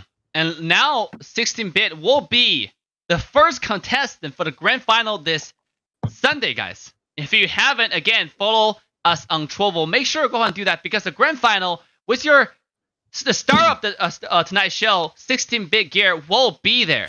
And they will be going against the favorite of the second bracket. Meanwhile, the Geneva is not completely out yet. On Sunday, they will be competing for the 3rd or the 4th place. Whereas 16-bit gear, they already secured themselves $100 US. Because the first place is getting $350, the second place is getting $100. And the 3rd place is only getting $50, which is still higher than all the Wild Rift competition available community. So we're hosting the highest prize pool tournament. And remember, this is just a small step towards a much bigger tournament coming in on Trovo, guys. The official partner with Wild Rift, with Riot, and then they're developed by Tencent, obviously. So if you want to watch the biggest, most hyped tournament in C in EU, also Nova has just signed a contract with Trovo as well. So if you want to look at EU #1, a EU first pro team performance, make sure to go to Trovo.live. A big shout out to the organizer of the tournament tonight, Wild Rift Competitive. Wild Rift Competitive is a central place for all things competitive. So make sure to use the link in description to go ahead and follow their social medias, so you can keep up with the latest news for the Wild Rift competitive scene. Now with me is the best co-caster you can ask for, D2. D2, how are you liking today's game so far? Today was pretty fun. I mentioned at the start of the cast, I had a bit to drink last night, so it was kind of slow getting into the games for me personally. But the games definitely woke me up. They were super exciting.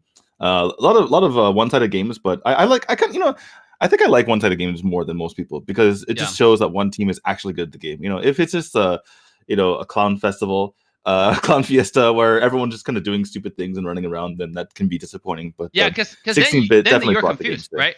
You don't know whether they're equally bad or equally good. Yeah, exactly.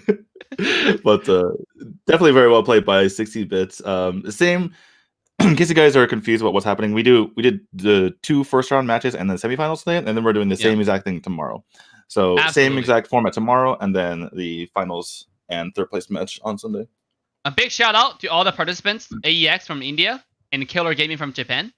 The best team, the best prepared team will take the crown, and that's exactly what happened today. You can see the 16-bit gear. They came in ready with band picks. They came in ready with like the strategies. Innovative play. Yeah, innovative play. Like their openings were really good. They had really good team fights and everything. All their drafts made sense.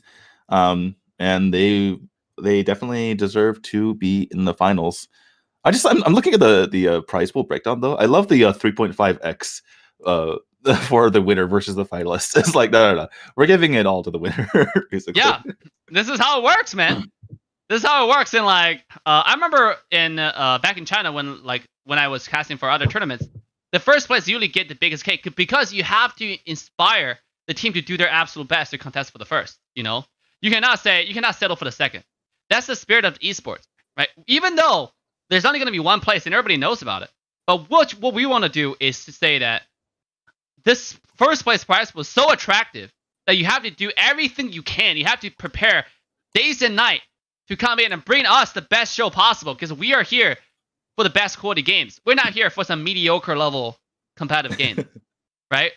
So that's exactly what 16-bit gear provided us today, delivered today. And tomorrow, remember, a lot of people are looking forward to the performance of Aether Rift, right? Is that how to pronounce the name? Aether Rift? I think it's Aether Rift. Aether Rift, sorry. So. My pronunciation. Aether Rift. And then I can't wait for that either, because I actually was about to play with some of their players, but then I really can't find Vimans. So we didn't play. But now I get to see them play 5-on-5 to see how good they are, right? Are they even worthy to play with the world-renowned gaming superstar? I'm just kidding. Love you. Yeah, are they gonna get to the finals? Is the question here. Are they gonna live up to the reputation?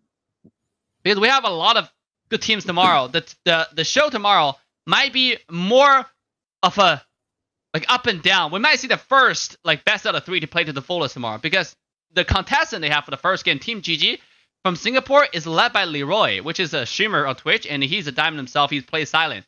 I watch his stream all the time. He plays really well. I've never seen him playing a team setting though. So tomorrow is going to be the demonstration. I have seen him play before. He definitely does really well. He definitely is one of the main carries for their team, even though he plays in the side lane. Yeah. I believe I casted a tournament a few weeks ago, and I believe that Aether Rift beat Leroy's team. So this is going to be a little bit of a revenge try here for Leroy. Yeah, it's going to be very, very exciting. I can't wait for it. If you haven't liked, subscribe, and turn the bell on to all notification bells. If you haven't followed us on all social medias, you're missing out, because this is the coolest, the baddest, the greatest, the fastest growing community in the world of League of Legends Wild Rift, ladies and gentlemen. With that, what an exciting day.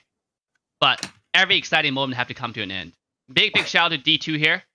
And I look forward to see each and every single one of you guys tomorrow. Make sure to share the stream with your friends, with your mom, with your parents. Tell them to come to watch some Wild Rift streams in the new year 2021. Your mom and your parents. Happy New Year, guys. Happy New Year.